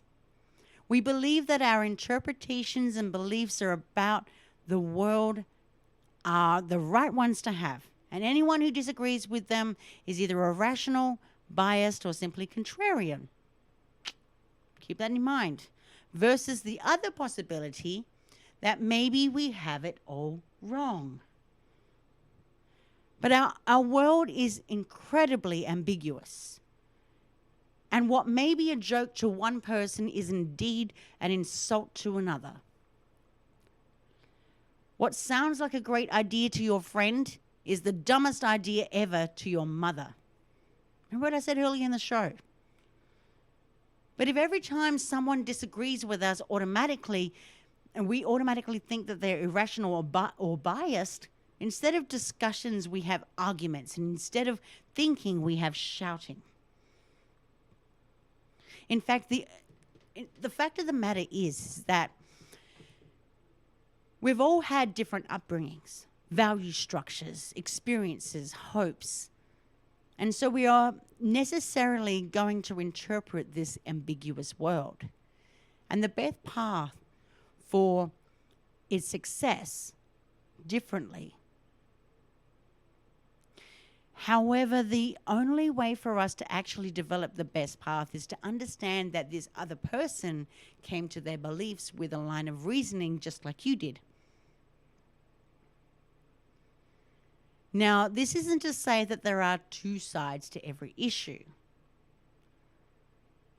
No matter how much people try to present evidence that the Nazi concentration camps weren't real, I unabashedly assert that is incorrect. And yet, just as I am committed to my belief, others are equally opposed to it. So although one of the best ways to change someone's mind is to first let them explain their views, but you still need to call a spade a spade. If someone is expressing sexist, racist, or homophobic views, you need to address that. However, just don't condemn it. Try to explain why their remarks are inappropriate. We all know that I disagree. Those very, very words make us cringe. We have an innate desire for our worldview to be correct, and a correct one at that. This motivation is further exacerbated by our overconfidence in ourselves. We enter arguments thinking we are correct, but in reality we have subconscious bias that may lead us not to being so accurate as we think we are. Naive realism typically carries a negative connotation because it can lead people to viewing the world in an unilateral manner. Without incorporating the views of others into your opinions, they tend to remain oversimplified. Naive realism can also cause you to ignore or reject contradicting opinions, thus subsequently leading to missed opportunities to change and expand your worldview. Because of this, naive realism is extremely relevant in any argument, especially political arguments and hot-button issues. If we subconsciously incorporate knowledge and preconceptions, we are vulnerable to naivety. But if we consciously access knowledge about naive realism, we can work to reduce the bias. And since naive realism is the default reaction, there's not much you can do to change about your immediate view. However, your interpretations and expressions of your views are malleable. And with very little effort and situational awareness, you can overcome naive realism. And the benefits of overcoming it are immense. And it allows you to perceive situations and opinions in a very, very different light. And most importantly, it leads you to the path of increasing your feelings of empathy. Empathy is the awareness and understanding of another person's thoughts and experiences. By putting yourself in someone else's shoes, you are able to vicariously experience what he or she feels. So the next time you think someone else's opinion is wrong, put yourself in their shoes. Try to understand their thought process. Be empathetic and overcome naive realism. But you might be thinking that, of course, no one thinks the way that you do. If you take a step back and analyze what kind of environment you grew up in, which street, which block, which town, which state, which country, think of all the social norms, beliefs, and practices that you were ingrained with inside your head since you were born. And now imagine yourself traveling to the country you have always dreamed of visiting. You created your itinerary, you know where you're staying, and you're very excited. But then culture shock slaps you in the face, and shortly after you land, and you're like, well, this is not my cup of tea. And then you feel aftershocked a couple of days later and throughout the entirety of your stay. Culture shock is, in my opinion, the most widely understandable example to use when trying to explain what naive realism is. But you don't have to leave your neighborhood to experience culture shock, and many subcultures can exist around you, and you might not even know it. Be it an athletic culture, an academic culture, and so on and so forth.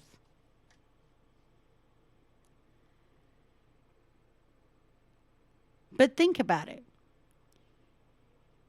Have you ever been in a new environment where people practice different social or cultural norms and beliefs? Have you ever tried to rationalize this new cultural information in your head, dissect it, fought it, or even perhaps questioned your own practices? Have you ever thought about how another culture rationalizes their day-to-day problems and thought of it as being odd or strange? I would argue that everyone has at some point in their lives been in a naive realist.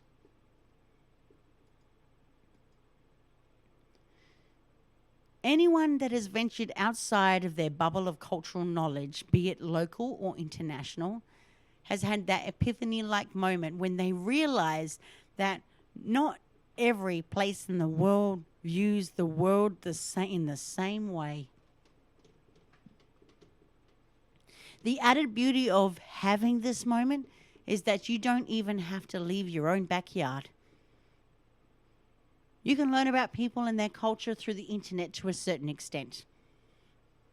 Now that we know that what a naive realist is, we can say that being one is unavoidable. And the answer is, well, yes. Most grow up in an environment and a culture and stay there throughout their childhood. These learned actions, knowledge, and values come naturalized. Other values or practices are viewed as different. And you shouldn't feel bad for being a naive realist.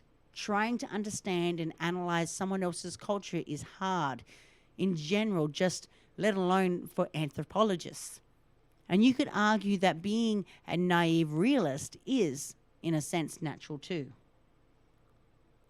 The point here is it's okay to realize that you're a naive realist. And I salute all of you listeners out there for having learnt that people think, act, and value things differently than you.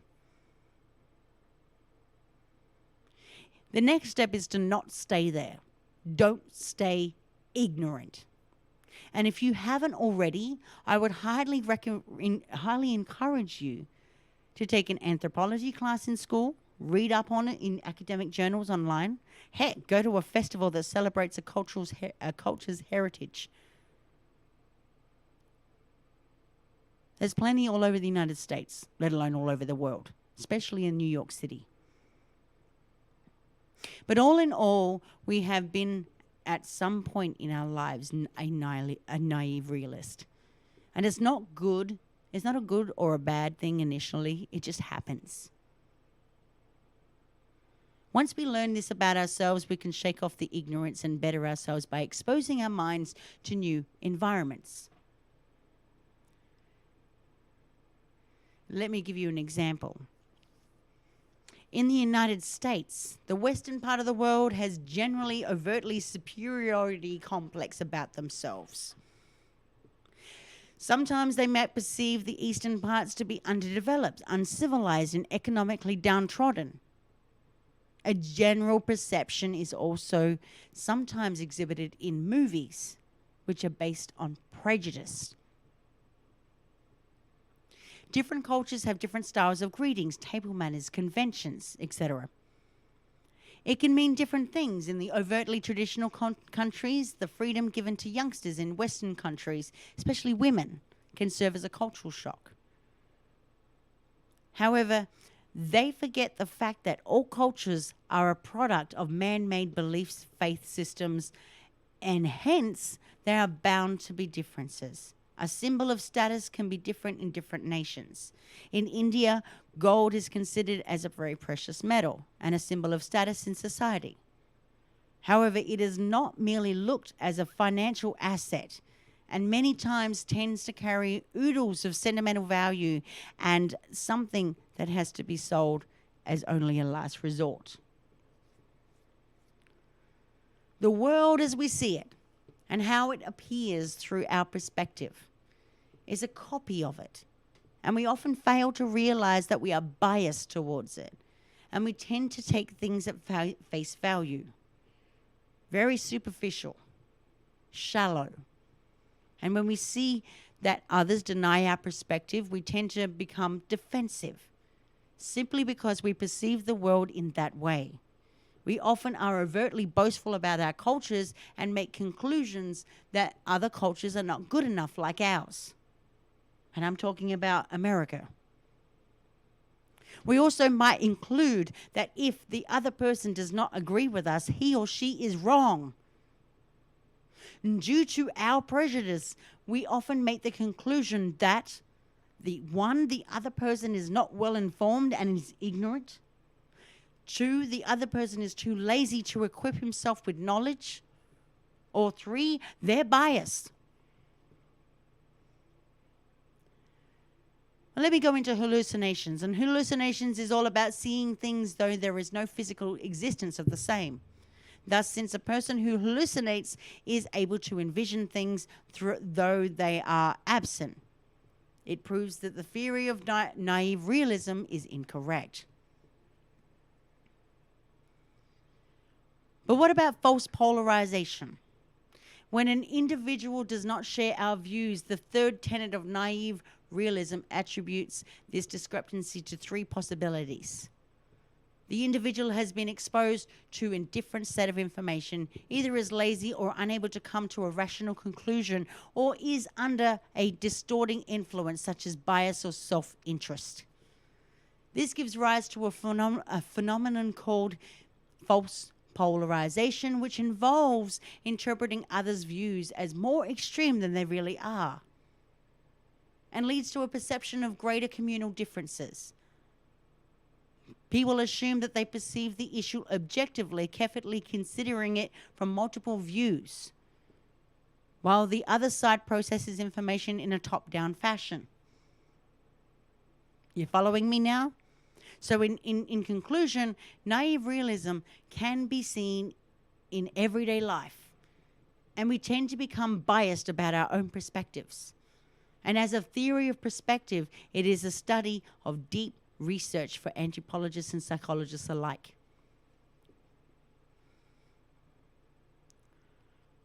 But let's go into social conformity. The destructive reality of conformity in modern society.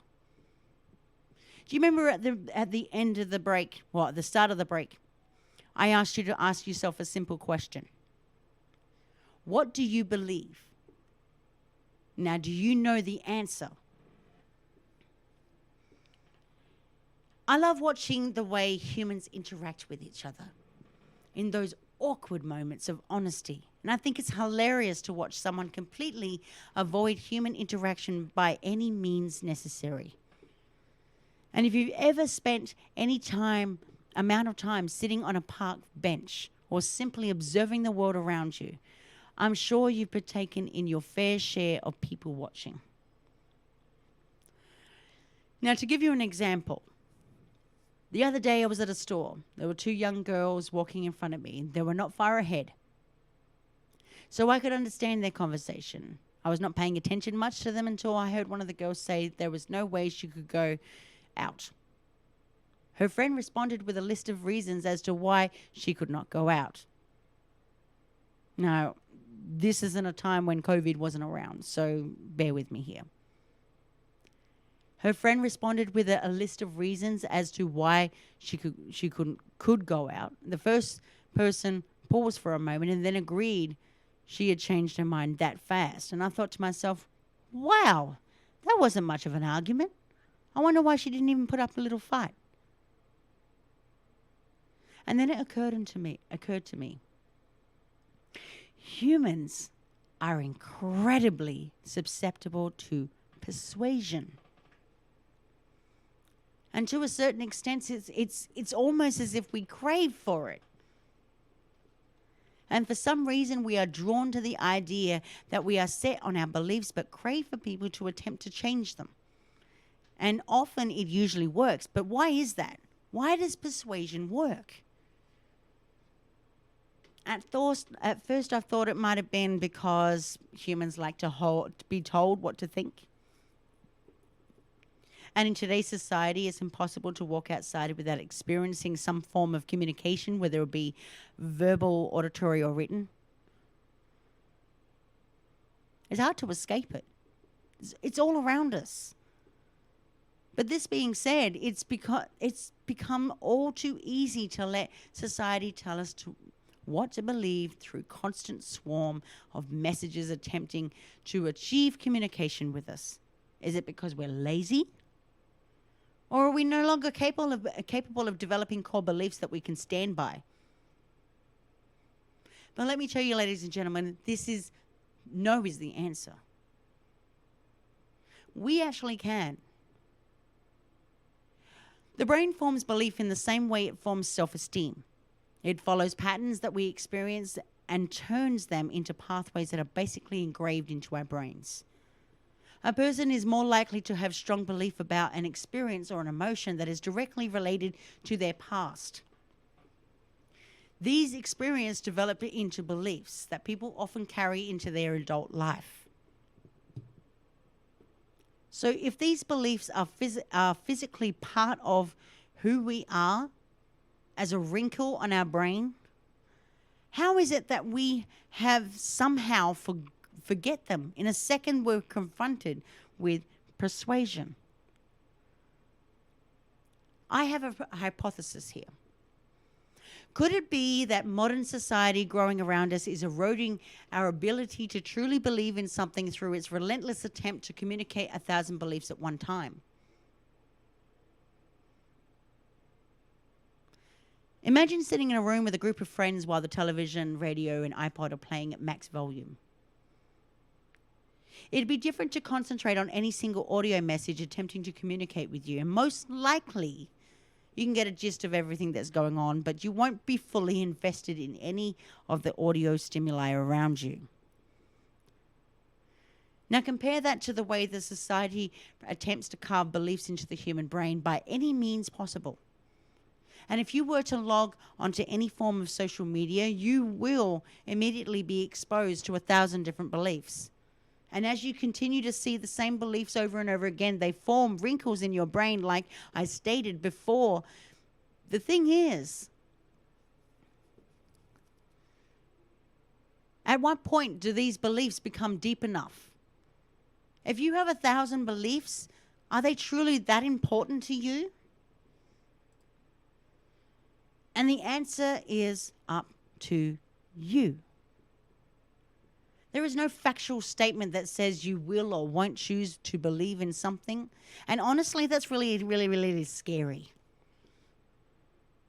With the ever-expanding technological advances among us, how is it that humans are somehow moving backwards? And we're slowly falling into a routine of blissful ignorance. And we as humans are defined by the beliefs we hold in our hearts and our minds.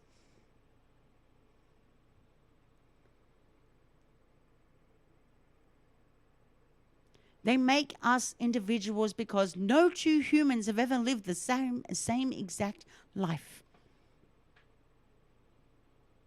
We encounter different experiences and develop different beliefs as a way of becoming an individual. And who are we if we do not stand for anything? Are we okay with becoming an individual? Who are we really? Are we okay with becoming a robotic society that believes in whatever the latest trend is and then moves on to believe something else as soon as everyone else does? Persuasion can be interpreted in many different ways, but it's loosely defined as symbolic communication between two or more people with the intent of changing, boosting, or forming a belief of the person being persuaded. And that is a more technical, difficult definition, I know, but most people know it's persuasion when they see it. It comes in all forms, and we can usually comprehend when someone or something is attempting to persuade us. And why doesn't that set off a trigger in our brain to remind us of our beliefs that we already hold? We are all unique individuals. We follow the beat of our own drum. We wouldn't throw our own beliefs out of the window just to fit in, or would we? So why the strong human urge to conform? And just how far people will go to fall in with the crowd? And who becomes the leader? Simply put, it should be you. You're the captain of your own life, right? You, the human, have a responsibility to allow your mind to grow. You should crave the satisfying knowledge that it radiates from a person who knows who they are. We continue to fight for beliefs we know nothing about, simply because we're told that it's what we should believe.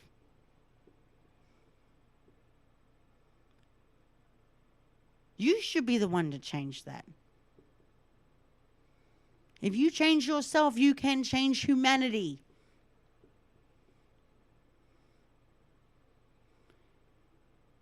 You should be the one to pause and listen to the words you are hearing. You should be the one to comprehend the events that you're seeing.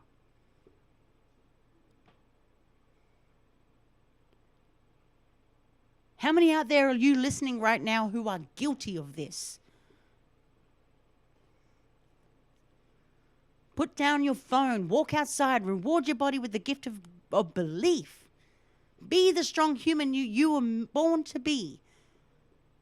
And say no when you mean no, and yes when you mean yes, and learn to take care and learn not to care.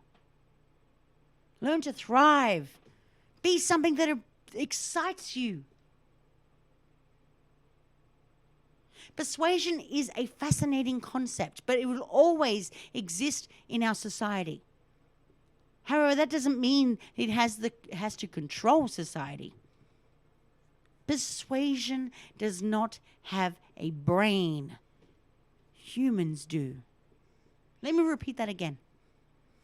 Persuasion does not have a brain. Humans do. We're the ones who determine our beliefs. Let me give you something to do, something practical. Take a deep breath, count to 10, and then make your move. For all you know, you could be the leader who jams society mechanical spin and regains the ability to access the wonders of human belief. You could be the one who regains the ability to live. Let me repeat that again. Persuasion does not have a brain. Humans do. So go out there, take a deep breath, count to 10, make your move. For all you know, you could be the leader who jams society, mechanical spin, and regains the ability to access the wonders of human belief. You could be the one who regains the ability to live. Now go do it. Go on. What have you got to lose? Stop and smell the roses.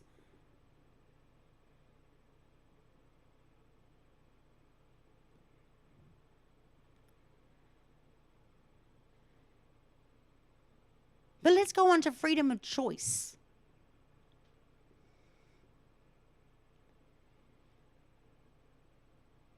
One of the biggest dogmas runs like this. If we maximize our happiness, the best way to achieve it is to maximize our freedom. This is because freedom in and of itself, something valuable, worthwhile, and essential to each and every single one of us. It sounds logical, right? When we have freedom, we can use it to do things that maximize our happiness. When we're not taking orders from anyone. And no one who needs to make decisions on our behalf. And the way to maximize freedom is to maximize choice. And most people want to make more money, not because they want the cold, hard cash, but actually money because it brings more freedom into our lives. Financial liberation. The more choices we have, the more freedom we have. The more freedom we have, the happier that we are. No one ever questions this. The top goals most people have today are certainty, are certainly not job security or stable relationships and a happy family. Most people want to have more freedom to choose how they spend their lives in their own terms. Indeed, we are bombarded by endless choices today, options. There are more than 100 degree programs to choose from in a wide range of colleges and universities nowadays. Our smartphones come with billions of downloadable applications. And when we walk to a grocery store, we have hundreds and hundreds of literal different salad dressings to choose from. And I know that that's exaggeration, but you go into the condiment aisle. Go into the coffee aisle. See how many coffees you can get. How many of you have gone into the supermarket and stood there scratching your head and absolutely have no idea what you want to buy because of the options that you are given? And all of them should make us happier, since more choice means a happier existence. But this belief is heavily and deeply embedded in our daily life. But does more choice really lead to more happiness?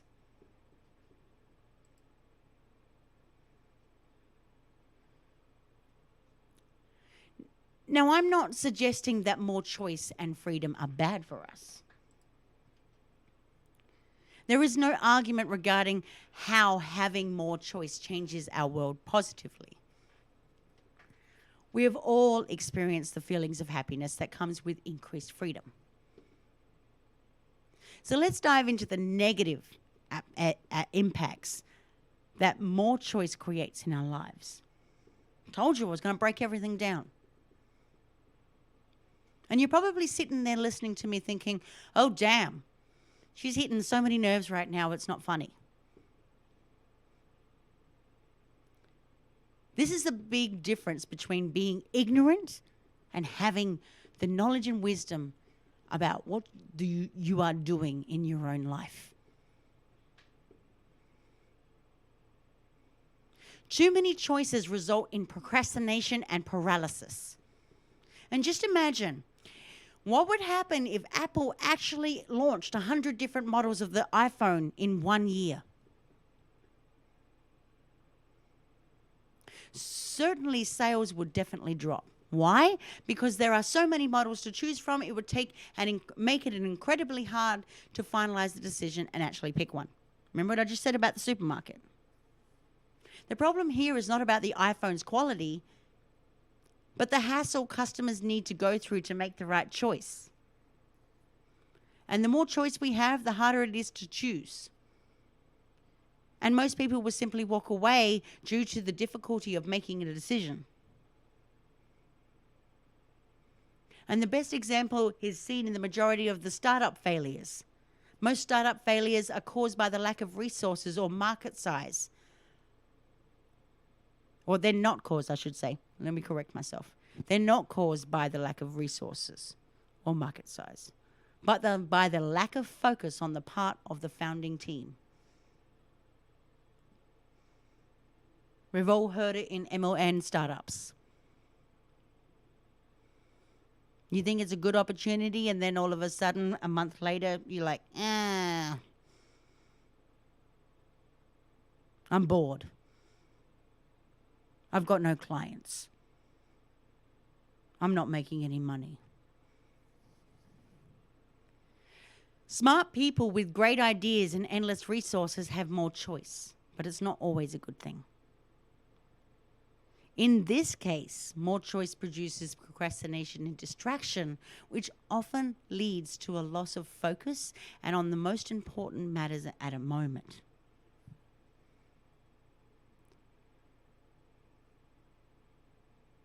Now, what about the opportunity cost leads to comparison and dissatisfaction? Now, if you have 5 oranges to choose from, one of them is the best orange you will ever have had in the world. And this is the only chance for you to have that. And if you miss it, you'll never be able to get your hands on the world's tastiest orange in your lifetime, ever. And how does that make you feel? More choices produces higher expectations for each and every option you have. We know that there is a world's tastiest orange out of the 5, but our brain will assume that all 5 are the tastiest. And even if we don't think so, rationally and logically, we assume that we should pick the tastiest one. And we can't accept anything less than that. But even if you're incredibly lucky to pick the best, you might not think that it's the perfect. Because you can never know what the other 4 oranges tasted like, because you chose what seems to you the perfect one. The opportunity cost of the other oranges leads to dissatisfaction in all of us. There's such thing as called buyer's remorse. And this happens a lot in many areas of our life. Happens in relationships, happens in the store, and so on. And some people would think that their spouse is not the best because there is always a better one out there, even if their spouse is actually the best one for them. Might I remind you, ladies and gentlemen, just because there's plenty of fish in the sea doesn't mean that they're the right people out there, especially for you guys and gals. Just because your genitals may be bigger or smaller, or they have better looking and all that kind of stuff, doesn't mean they're right.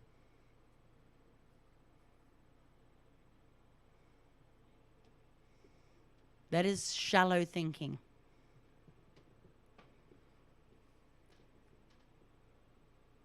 And if you don't know so far, I do talk a lot about relationships, and I'll probably end up doing that on leading shows.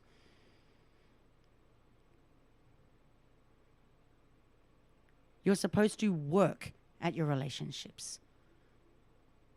Not say to your spouse, there's plenty more fish in the sea.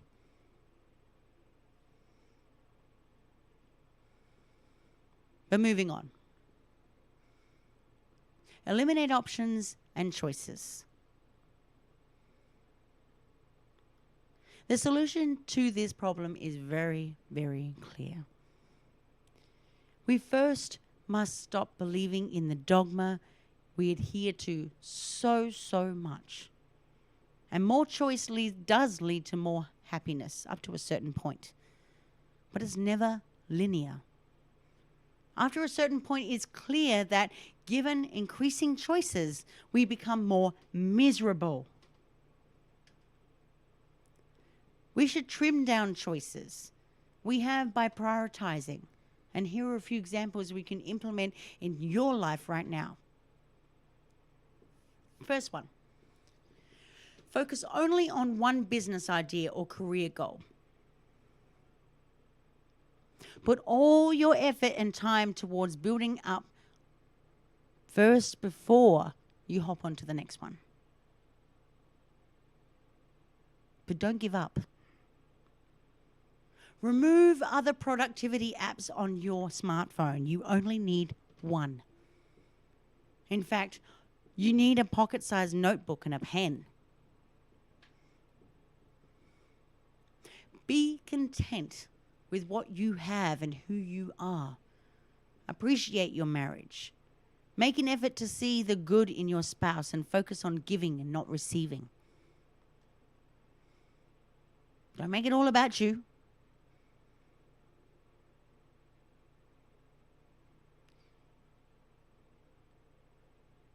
Set only one fitness goal. You can't build mass, cut fat, boost strength, improve endurance, and train for mobility all at the same time. True fact. And niche down your targeted market. When you're crafting or marketing a campaign so that you can provide what your customers in terms of business really need and talk to them using your language. If you've made a choice before, your career, your relationship, your finance, focus on that choice that you've already made. Stop comparing your decisions with other alternatives. Instead, focus on what you decide before you make the best of it. I'll give you an example. The fish in the aquarium. I don't know if you guys have heard this story. We are like fish in an aquarium. The size of an aquarium dictates the freedom we have. Some of us see it as our constraints. To grow, we need a bigger aquarium. But unfortunately, what most people are trying to do is break the aquarium. And without it, you're a dead fish. With the advancement of technology today, limitless choices have been open to us. Thus, we want to believe that we could have limitless freedom so we can be happier. But limitless freedom is never a good thing. And yes, we do need some freedom to expand and grow, but without constraints. We will have no direction, no standard, no plan, and certainly no happiness. But let's go into freedom of choice in our culture and our history. We may value having freedom of choice, but are we actually happier than when we have limited choices, or even if no choice at all? Do we really have control over our decisions, or are they really predetermined by other forces? Who or what is really calling the shots here? Is the American obsession with the individual freedom really such a great idea? And what other cultures know about how to make good choices? Let me go into that for you so you can understand it. Sit down at a restaurant in France, and there's a menu. Salmon with rice, French beans, wine. If you ask for potatoes instead of rice, the restaurant will say no. Because it's their menu, not yours. But let me tell you, ladies and gentlemen, to an American, this is nearly unfathomable. Let me give you a statement of one American model. Give me personal autonomy or give me death. Let me say that again. Give me personal autonomy or give me death. In terms of fetishizing the idea of choice, the US is the absolute pinnacle. We want to be able to choose everything that matters as well as the things that don't. Rice and potatoes aside, the American desire for choice has manifested in numerous ways. Politically, demand for a voice in governance. Commercially, the demand for a variety of consumer goods and services. And spiritually, in the demand to choose and create exactly the kind of individual life and self you believe in. And in the US, the overriding perception is that anything you do out of allegiance to tradition and social expectation is inauthentic and not you. Because the real you is the choices you make. Now, how many people out there are listening right now going, oh, damn. After Protestant colonists brought the concept of personal autonomy to the US, the idea was further cemented into the national psychology. Personal and religious freedom became irrevocably tied to economic freedom from the monarchy and early capitalism. Americans were truly the only people that brought those ideas together. It made the idea of personal autonomy such as dogma that it almost became a religion in itself. Choice allows us to individuate ourselves, to prove that we are free. Our preferences therefore become who we are. We feel acutely the need to construct a personal narrative out of our choices and thus construct our own identity. Now, there's a certain degree to which this sheer lunacy and also a fallacy. But because our cultural responsibility is to revere choice, it has been instilled in us since before America was America. In other words, we never chose choice. And I can give you cultural examples. What about the Amish model? Belonging, not choice, is crucial. Even within the US, not all cultures regard the idea of personal autonomy as sacrosanct. In the Anabaptist religious tradition, for example, there is one major choice to be made, whether to be or not to be baptized in the church. The Amish are baptized between the ages of 18 and 24 years old after Rumspringa, or the period in their teenage years in which they experience modern life, including dating, driving, and using technology. And once they've made the choice to be a part of the church, which the majority of young adults do, and are baptized, and all other choices are made within the Amish canopy. For example, because of formal education terminates at the end of 8th grade, there are limits to the choice of profession.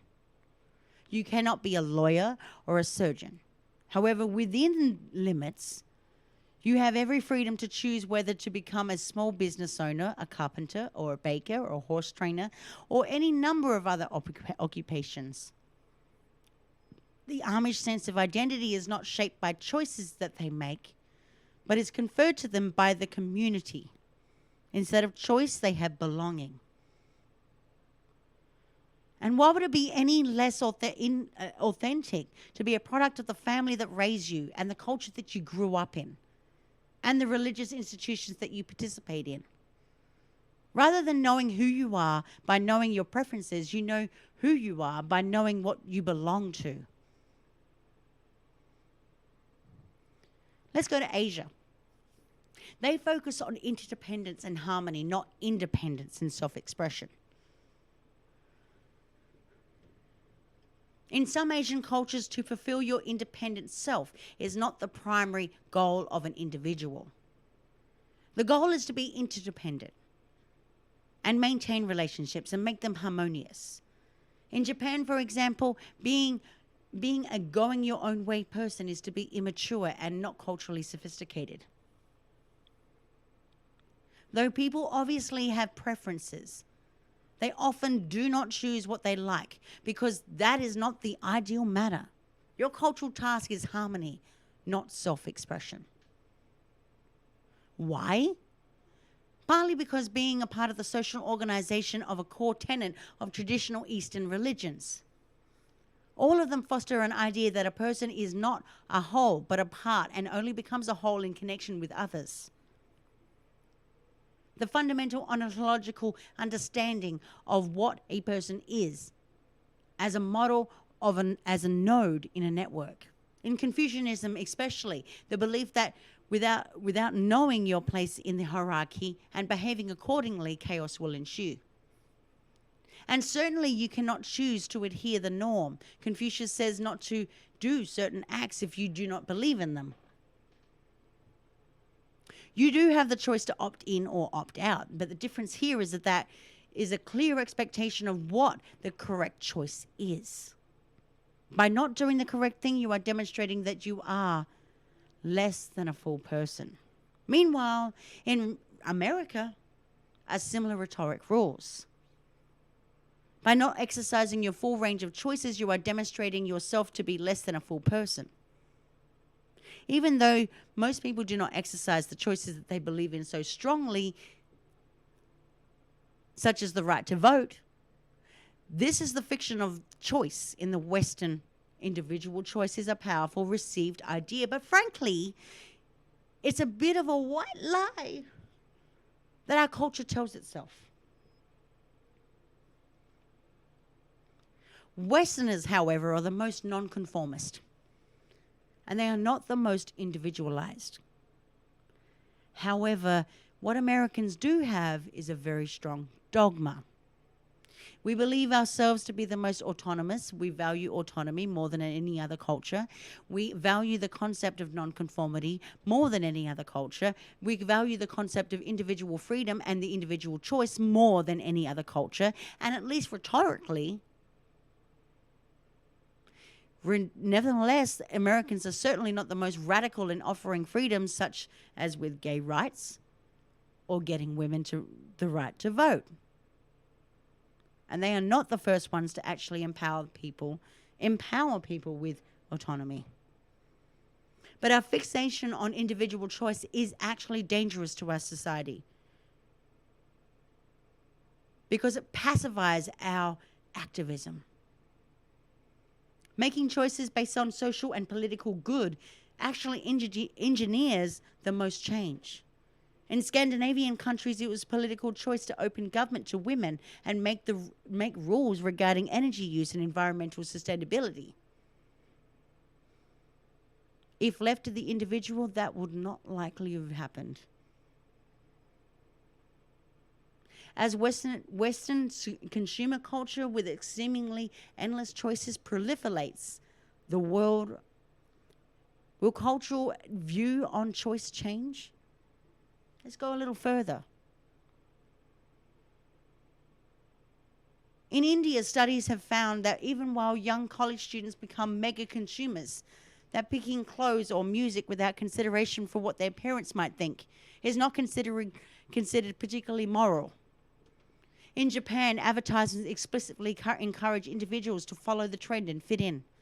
Similarly, in Korea, ads for food products advertise that you might not be able to make a dish almost as good as your mother-in-law's, because the ability to uphold tradition is almost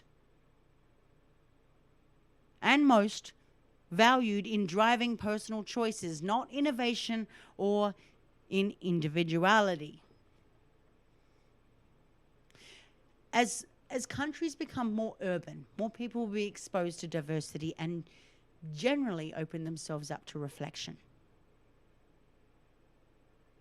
Likewise, as more people around the world are educated in a Western style, the more that they will come into contact with different ways of living, and the more that they will see and deliberate on choices in their own life. The digital revolution vastly accelerates that process. If you have a lot of people around the world consuming an American-style education, and what that does is teach a common language in regarding how you discuss and frame your ideas. A result of that is the intellectual class around the world is starting to debate more.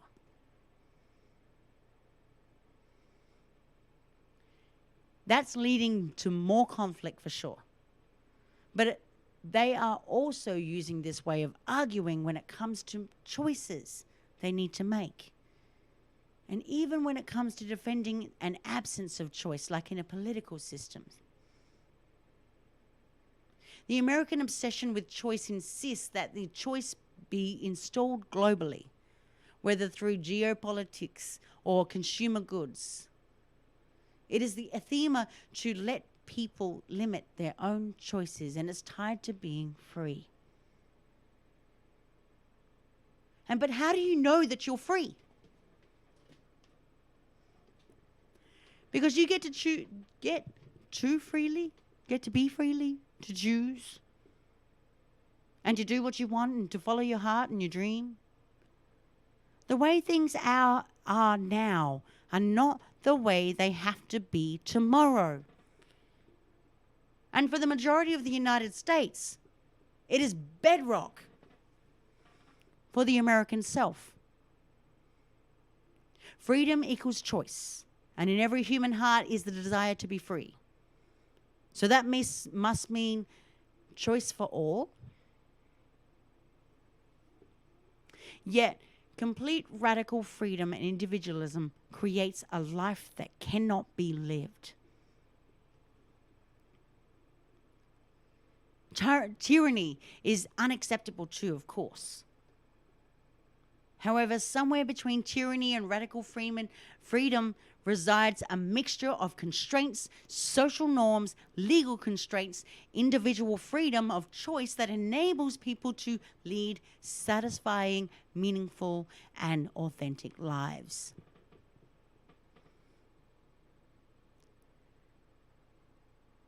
But let's go into freedom a little bit more, because now I'm going to break it down even further.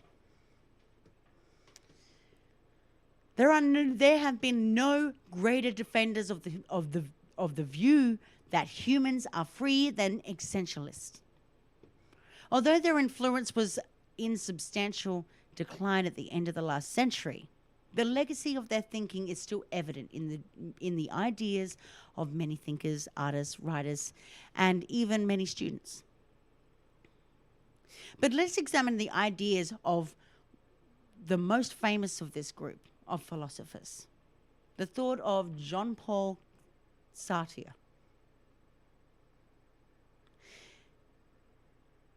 May appear quite appealing to those who hold this close for human freedom. However, the thinking of essentialists is so radical and extreme that the implications of human freedom may be quite disturbing. And in their writings, the essentialists report of becoming quite disturbed and even physically ill as they would contemplate the full import of their ideas. And it may be comforting to believe that we are free. For the essentialists, that freedom is so extreme that it is a part of our very being, a defining characteristic. The tremendous responsibility that accompanies that freedom can produce a fear and trembling, and even a sickness unto death, even nausea. So how do they arrive at their ideas of human freedom? The basic idea by nearly all existentialists is that existence precedes essence. And by this, what I meant is that human beings first come into existence, then they determine their own essence. There is no essence to anything that exists. There is no pre-existent essence that makes a thing what it is. There is no essence to a human being that pre-exists the human and makes a human what that human is. There is no essence to being a male or a female. There are no predetermined roles. Nothing is predetermined. There's no fate or destiny. Humans make themselves what they are. Humans choose to believe what they do about themselves. Humans choose to believe in something they call human nature. But humans make that nature what it is by choosing what they are. There is no God that predetermines what humans are, and even if there is a God, God made humans free to determine their own natures. Humans are freedom. I am what I choose. We are what we decide we are. There is no nature for a woman that requires that she produces children, to stay at home, to raise them, and stay apart from the business world of men. A woman, any woman, can be whatever she chooses. She can have her body altered to take on the physical characteristics of a male, vice versa. All talk of absolute equality and opportunity and anti-discrimination and anti-stereotyping owes a great deal to the ideas of essentialists. But consider this view of time.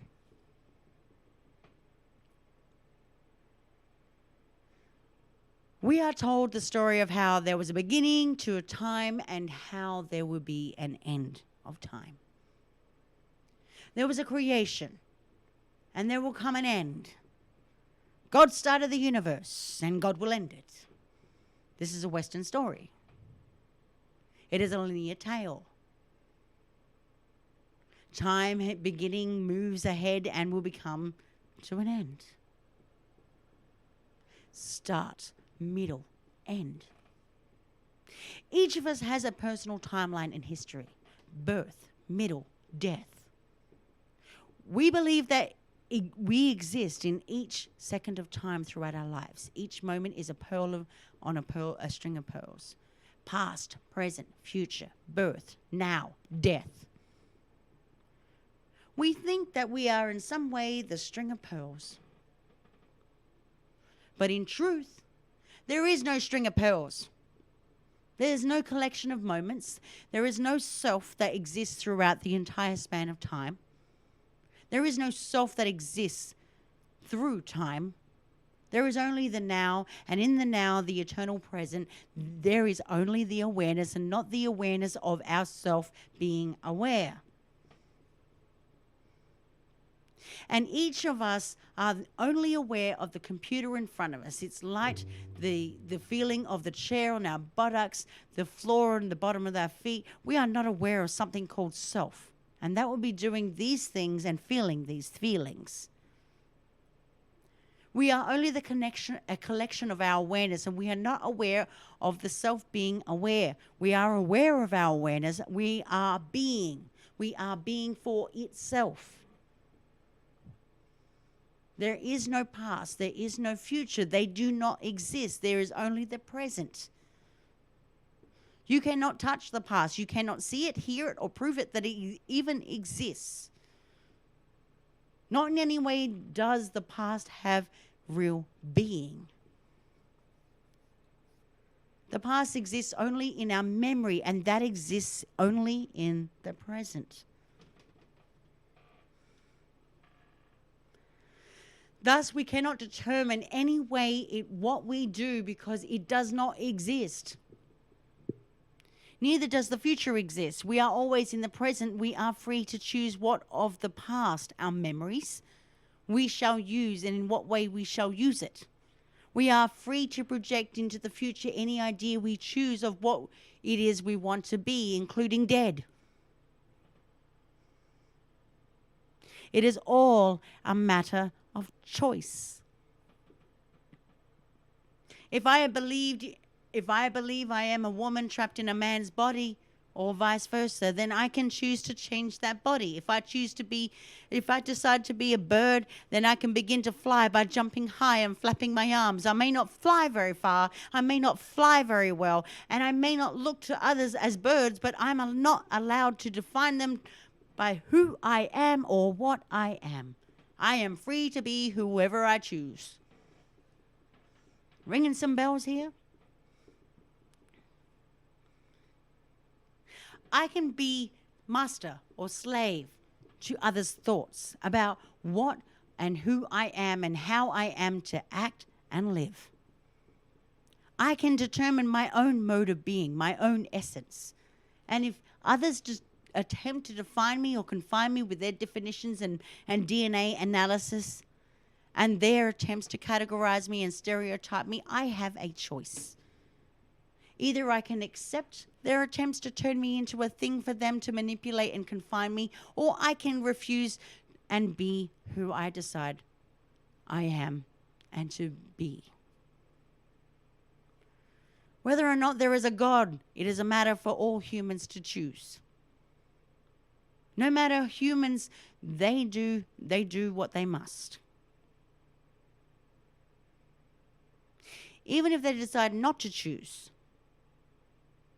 they have chosen.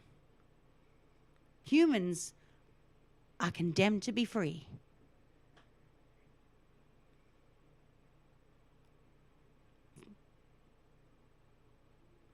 Humans cannot escape their freedom as long as they live.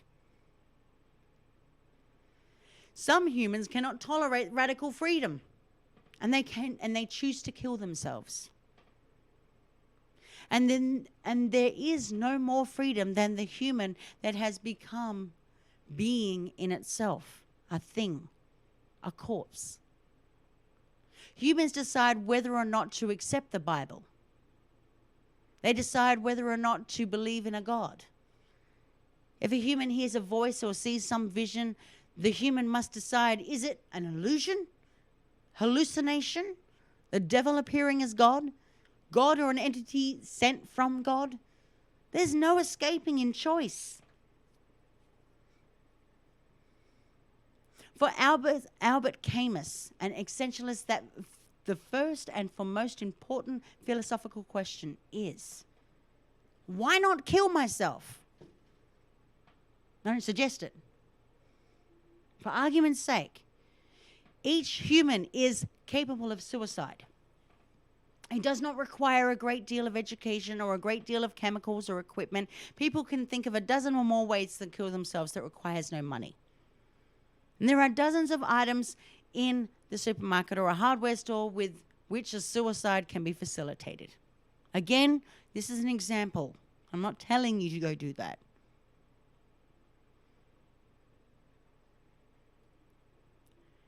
So each day some human arises and does not commit suicide. They have decided not to do so.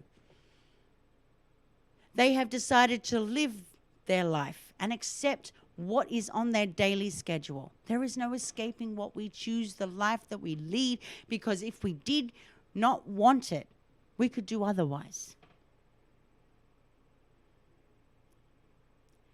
We could even kill ourselves and end it all. But we don't. We go on. We choose to go on living. We choose to continue this course and put up with the work because it is a choice. We are free. We can do otherwise. We can leave the course, leave college, leave the country. We can do many things.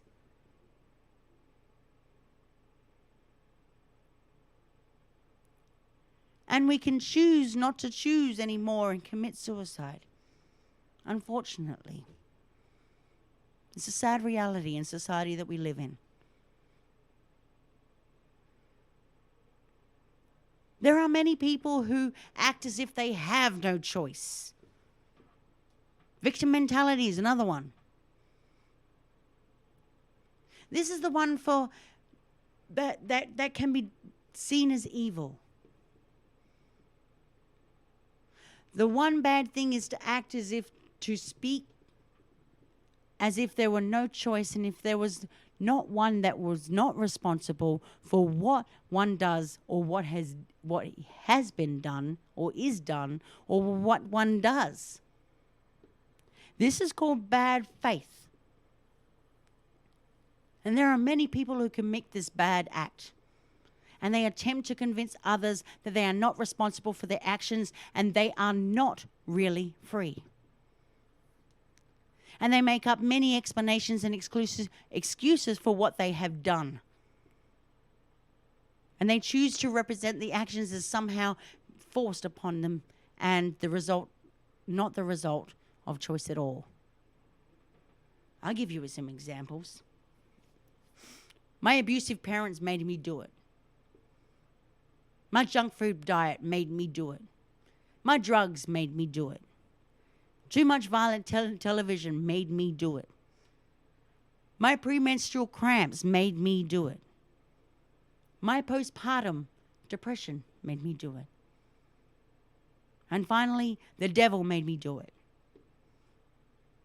Anything other than themselves made them do it. The truth is that they did do it.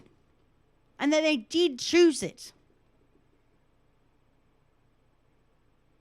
No one makes anyone do anything. We choose to go along or we don't.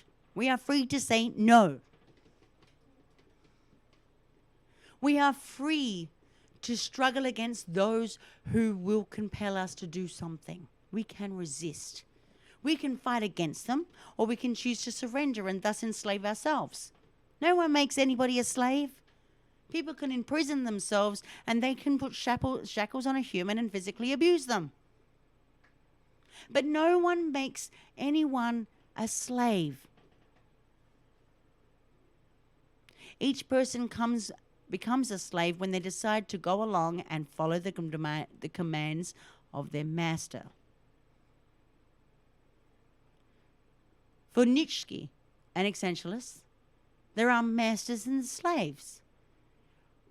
We choose what we are to be. The masters should use and abuse the slaves, exploit them for their own pleasure. Controversial. All humans desire but one thing: power. The will to power is Nietzsche's foundational notion. We each have it. Some choose to exercise it more than others. Others don't. When the slaves grow tired of being slaves, they don't want, wish, or will to be slaves any longer. They shall rise up and fight against the oppression.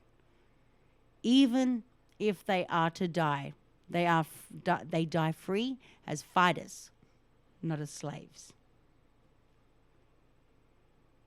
But whatever does not kill you will make you stronger. Another idea that originates with Nietzsche. Human beings bear total responsibility for their choices. Human beings are responsible for how they exercise their freedom. Human beings determine their own morality and bear responsibility for how they do so. Human beings choose not just for themselves, but for everyone else. With each choice they make, they set examples and encourage others to act likewise. Human beings are radically free. So humans are responsible for the consequences of their actions. Humans are responsible for what is happening in the world. There is no God to set things right. And if there was a God who does not, if there is a God that does not intervene into human freedom or affairs, thus humans are totally responsible for all that they do and all that results from it.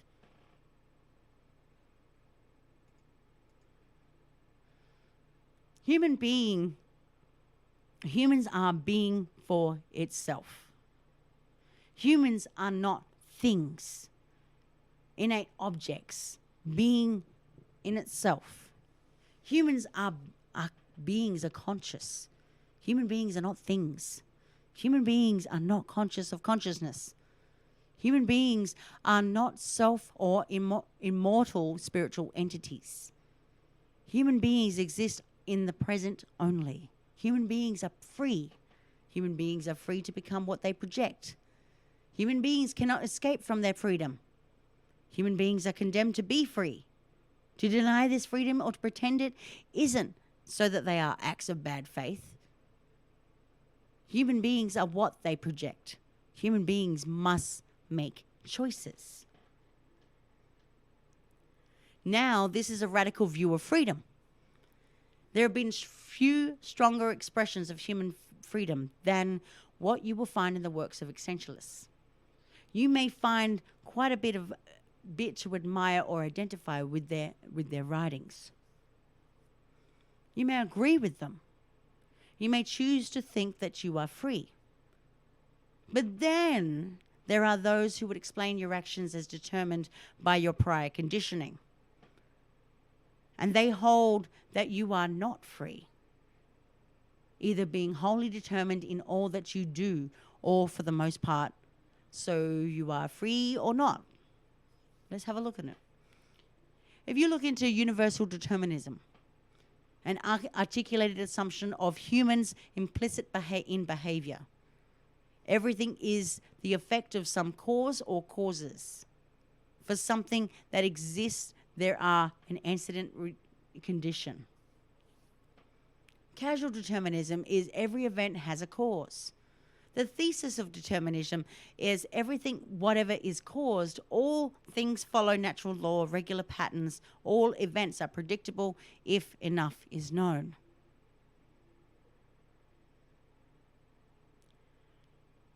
Determinism and human behavior means all behaviors have a cause. But hard determinism causal determinism is true, and therefore free action and moral responsibility are impossible. The metaphysical theory about human freedom and free will and ethical theories may be in conflict here. Two theories may be in conflict with another, but one can't resolve the conflict by assuming either one to be true or false to resolve the conflict. Humans cannot be held responsible for the behavior because they could not have acted otherwise. But if we go into fatalism and determinism, the universal causation plus causal determination of all human behavior. Now, fatalism concerning the past means that it cannot be changed. But fatalism also concerning the future cannot be changed. Here's a perfect example. The future is already known by God, divine omniscience. Therefore, all events are unavoidable. And there are laws that govern from physical events. Humans are physical and human actions are physical events. All events have their causes, prior and in prior events, and the laws that govern the physical universe. Human actions are behavior. Human behaviors are the result of their inherited genetic pattern, their chromosomes, their basic physical drives, and their prior experiences, conditioning, and learned behaviors. All humans are animals. And as such, they have a drive for food, drink, sex, and rest. All humans have learnt other behaviors from their interactions with their physical and social environments, other people. Humans have been conditioned by deliberate and accidental patterns of stimulus responses, reinforcements. Humans have been rewarded or punished for their behaviors. Humans repeat those behaviors and are rewarded for and avoid those behaviors they've been conditioned to associate with punishment. The conditioning may have been deliberate, with hugs and kisses and food from parents for good behavior, and frowns and scolding and denial of food for other experiences, behavior that was not to be repeated. Teachers in school act in a similar way, offering rewards and punishments so that they condition our behavior as well. Siblings and friends act likewise towards us. So humans are the products of physical factors. And all human actions are caused by those prior factors. Each of us knows that humans have behaviors that are predictable. The determinists believe that when they have greater knowledge of the laws of human behavior, they will be able to, 1, predict exactly what a human will do under any set of circumstances, and 2, manipulate a human into any behavior.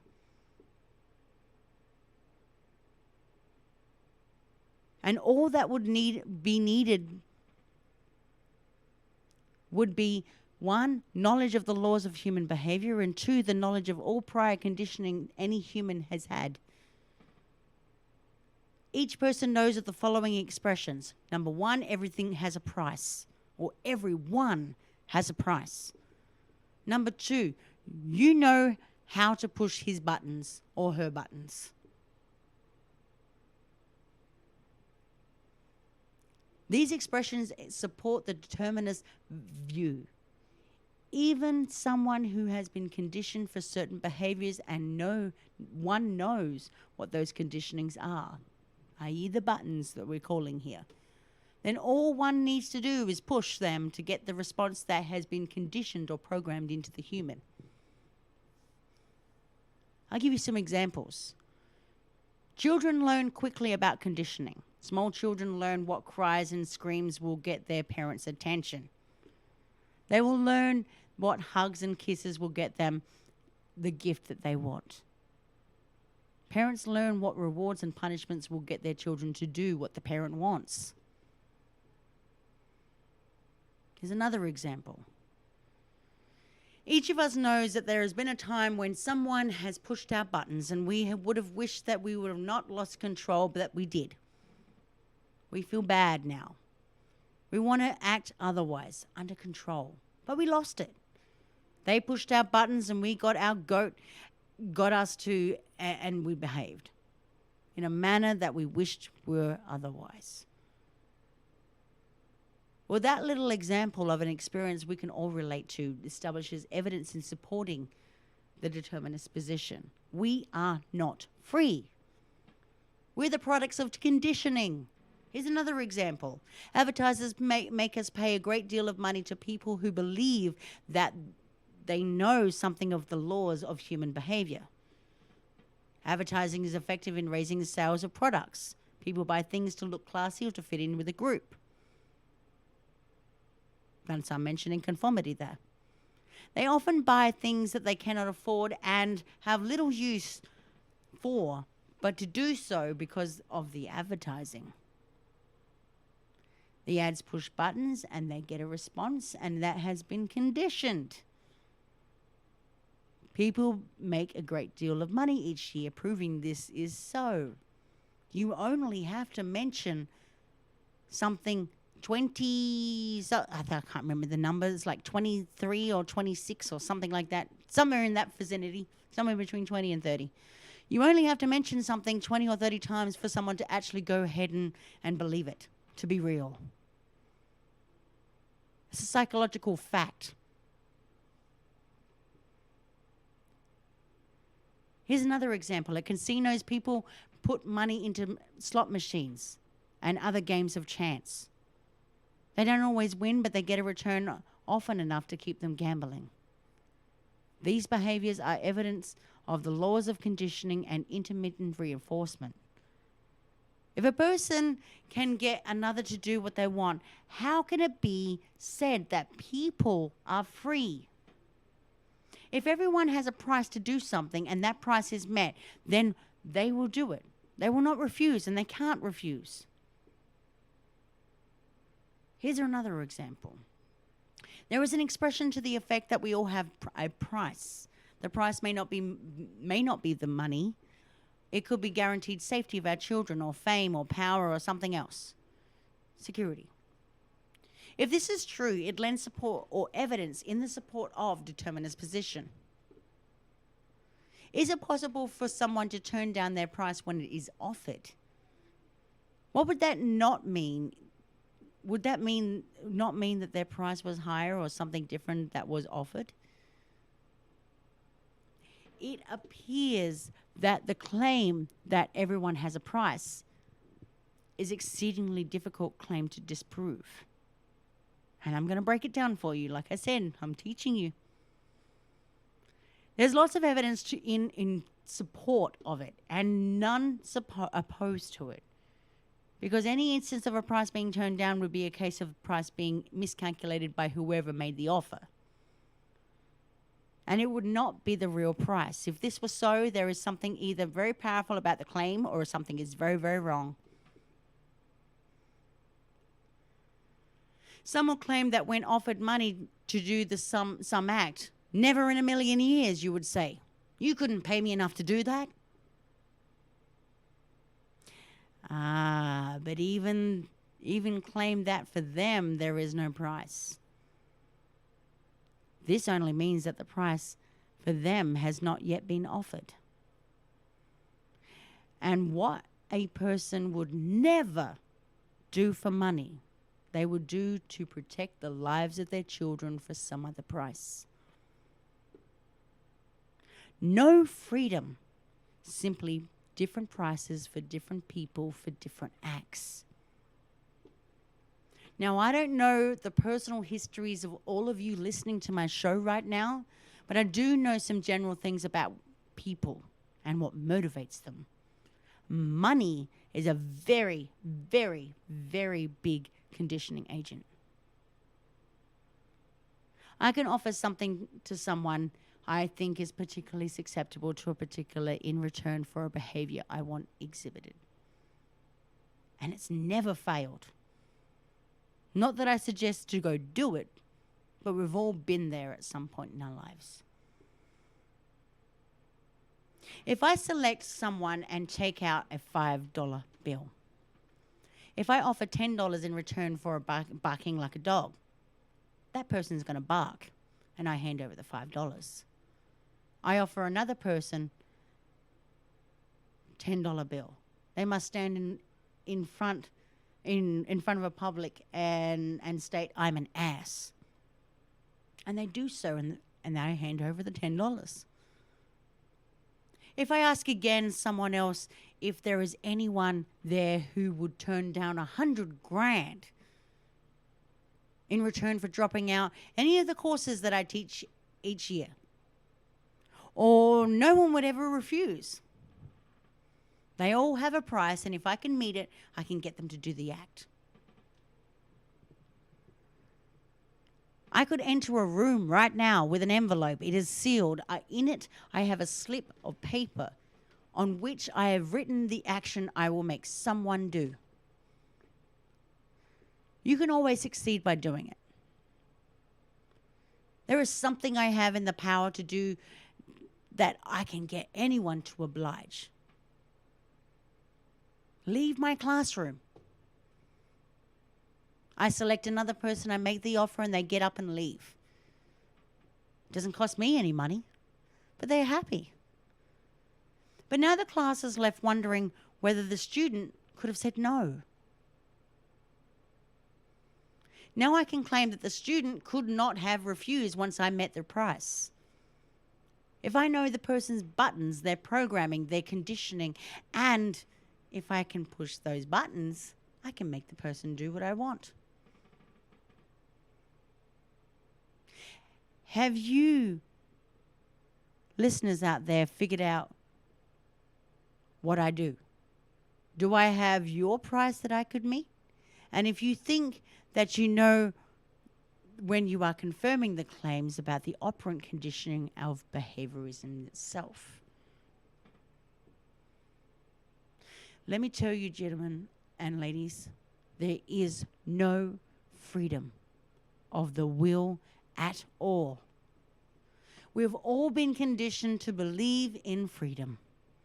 And it's a silly, outmoded idea that stops us from being more effective and reducing criminal behavior and improving the quality of life for everyone.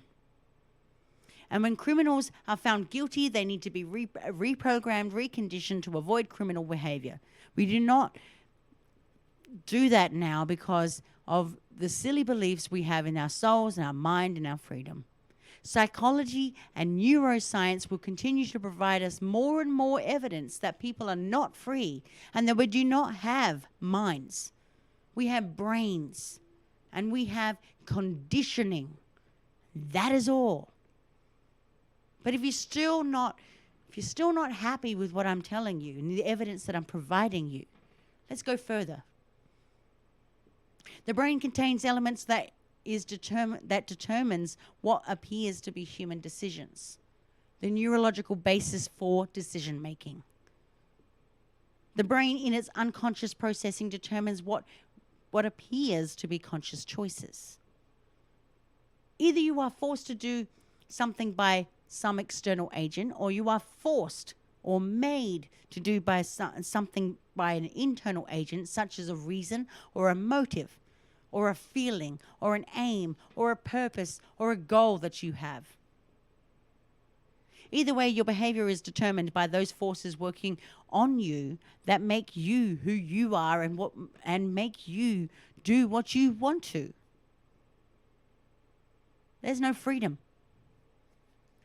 When you claim that you decide to do X and that decision to do X was free, what do you mean by it? What made you decide to do X? Whatever made you decide to do X made you decide to do it. It made you decide. And if I asked why you decide to do X, and you indicate that that was your values, your motives, your goals, your aims, your desires, your prior experiences, then that is what is made of you. That is what made you decide. There's no freedom. There's only determinism. The Anderson conditions and experiences have produced as a consequence the decision to do X. The point is this evidence that people act out of motives and that you can get them to do things if you know what those motives are. The motives are the result of prior experiences, and so people are determined by their past to act in certain ways. They cannot help themselves. They have no free will. They are conditioned to believe otherwise, and they enjoy thinking that they are free, but the evidence is that they are not.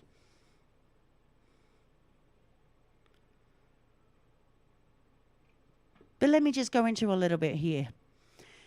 I'll give you one more piece of evidence that supports everything that I just said. Would you stop reading my books or drop any of my courses that I do in return for $10,000? Ask yourself honestly. Would you really have a choice if I met your price? You got to do what you got to do, right? Wrong. The gotta do, the gotta, is your conditioning. You aren't free. I'm sorry, there is no freedom.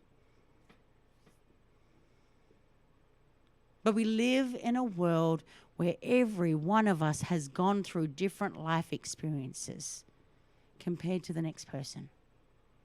A lot of elements can be similar, and it has led to each and every one of us having a new, unique worldview, a concept, and an approach to life that can be observed in our conversations the most. We have observed that in our behaviors in social settings. We are guided by our cognitive bias, conformity, and greed, which may be very irrational and illogical reaction to factual situations. This invariably leads to conflict. But does this actually make us stupider? To know that, we need to know how we behave. Conformity, greed, and biases are a result of our fears, deep rooted in the human brain. We have shaped our lives and we behave in a way to avoid what we fear, negative outcomes. But the point here is our fear influences our worldview, our opinions, our likes, and so on. Our worldview shapes how we behave. The way in which we behave can have characteristics that oppose others. Our behavior is shaped by the conformity, fear of not fitting in, and authority, the fear created by those in power. And this results us being tamed and socialized into conforming us to the status quo. Now, in social settings where we encounter people whose worldview has been shaped by many different factors, this creates conflict because we are engaging with opposing beliefs. This is what drives our stories, the opposition of behaviors. In a social setting, it creates engaging conflict. We are faced with a vast amount of information today. And this results in various opinions and worldview being open to share.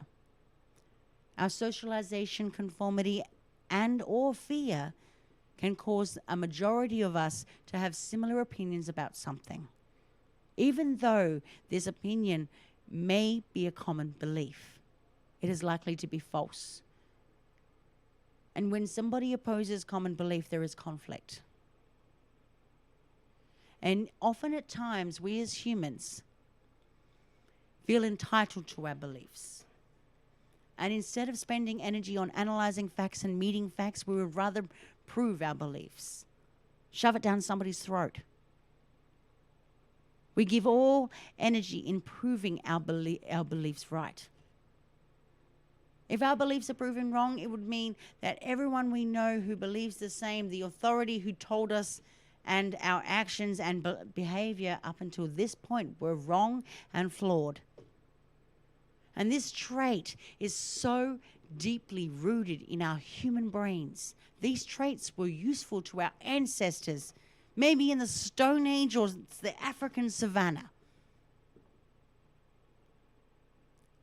Conformity was making sure that if everybody doing this, I won't die doing this.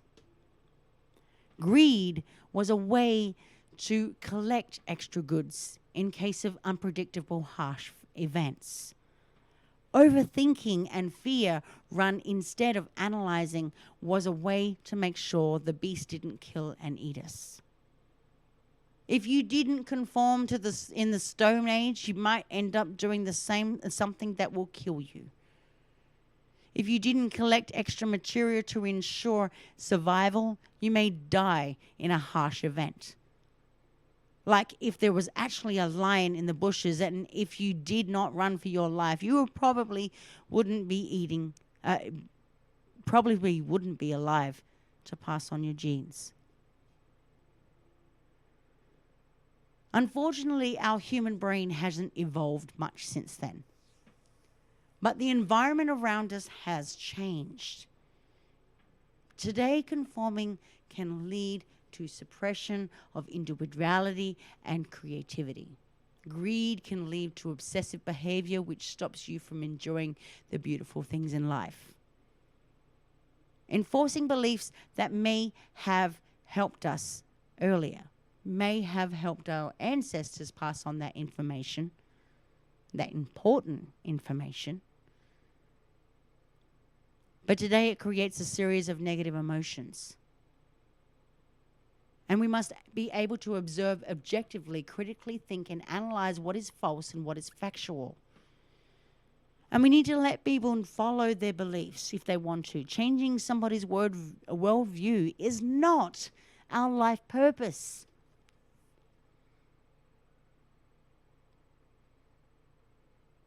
You can try to push someone in the right direction just to give them a little nudge.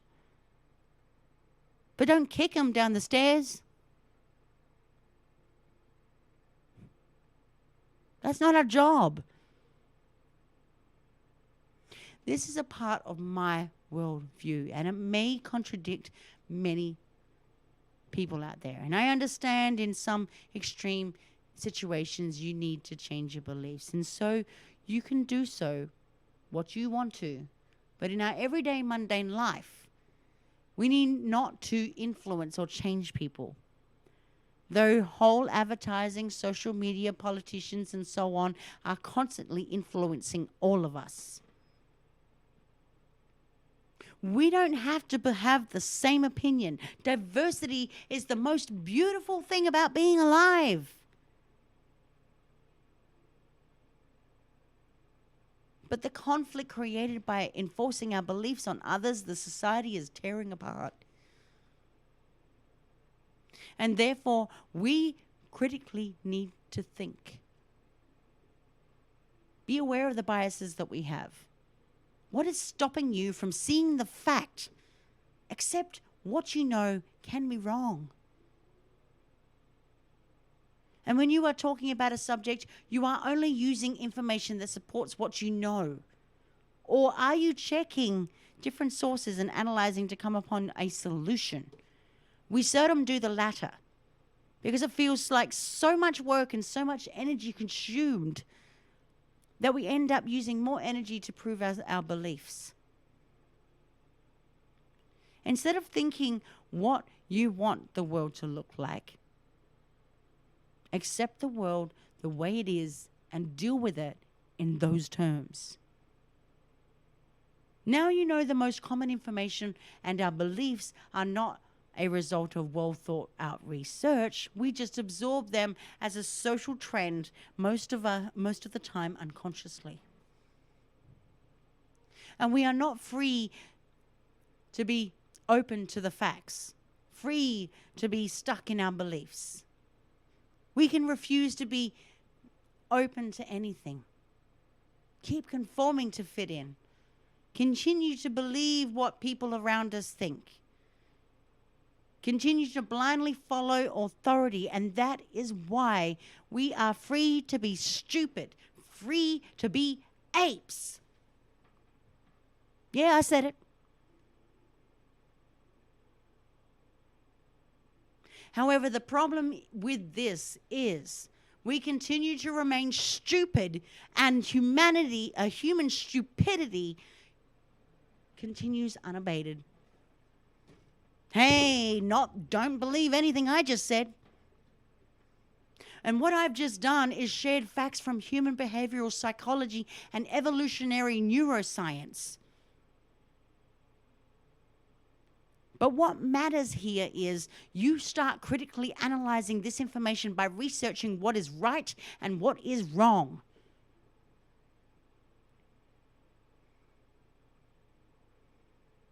And if there is something wrong, break the chain. Find a solution. Don't continue the pattern. Question what you believe, but stop telling others what to believe. You are no authority to tell others how to live. No one is in authority to tell someone else how to live. I can only give you my experiences. And I live by my experiences. And if my experiences help another person, so be it. If my education teaches another person, then so be it. What I'm never going to do is force it down your throat. You have a choice, a freedom of choice to listen to my show or not listen to my show.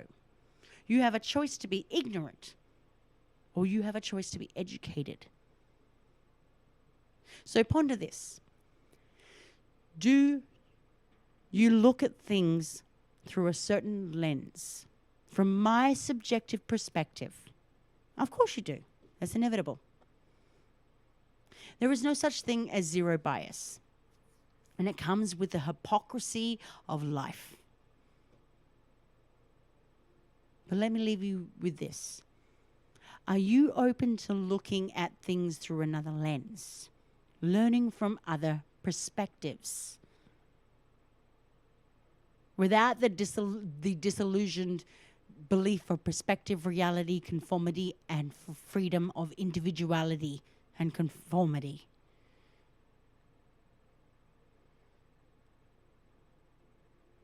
Assimilating inconvenient or uncomfortable facts. Are you open to changing your mind? Remember, arguing the point is more about your triggered feelings than anything else.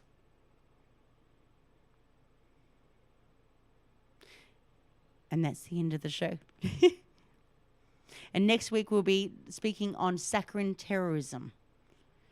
And we're going to be talking about positive psychology and how it began as a tangent of Carl Rogers and Abraham Maslow's humanistic psychology, as it emerged as a discrete field of specialization, largely thanks to the work of Martin Seligman, who is credited as the father of positive psychology. But Seligman and his others in the field have contributed to our knowledge and deserve credit for their achievements. However, their work, unfortunately, has been subject to abuse, misuse, and distortion by ill-informed or ill-intentioned persons or groups. Saccharine terrorism is all about the sugarcoating of society and using and abusing the distorted view of positive psychology. Then the following week will be on solipsism. How one can think that no one outside themselves exists. And how detrimental it can be to oneself. The inability to show empathy, the inability to walk a mile in somebody else's shoes and understand themselves. To understand another person's viewpoint, ideology, isms, psychology.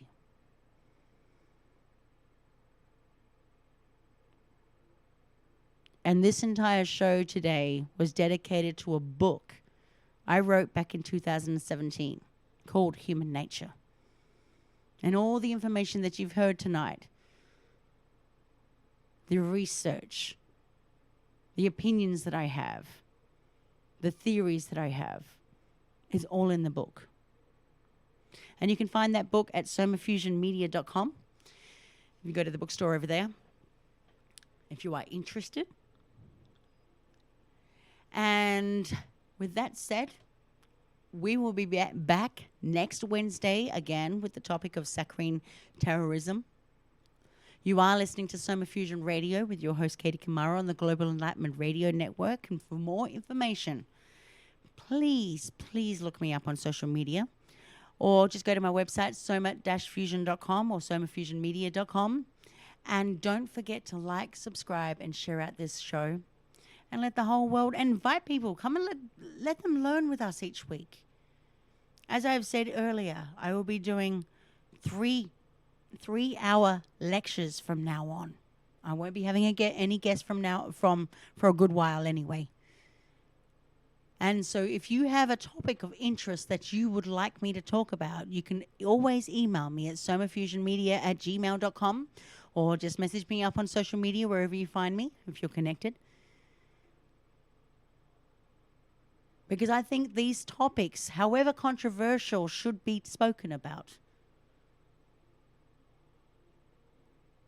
Again, I'm always going to be an advocate for people to reach the highest human potential and raise global awareness in any way I can. So with that said, I will see you guys sweet, short, and sharp at 9 p.m. next Wednesday. And don't forget my second show, Goddesses and Devils with Amanda McManus, at 7 p.m. Eastern on the Global Enlightenment Radio Network again. On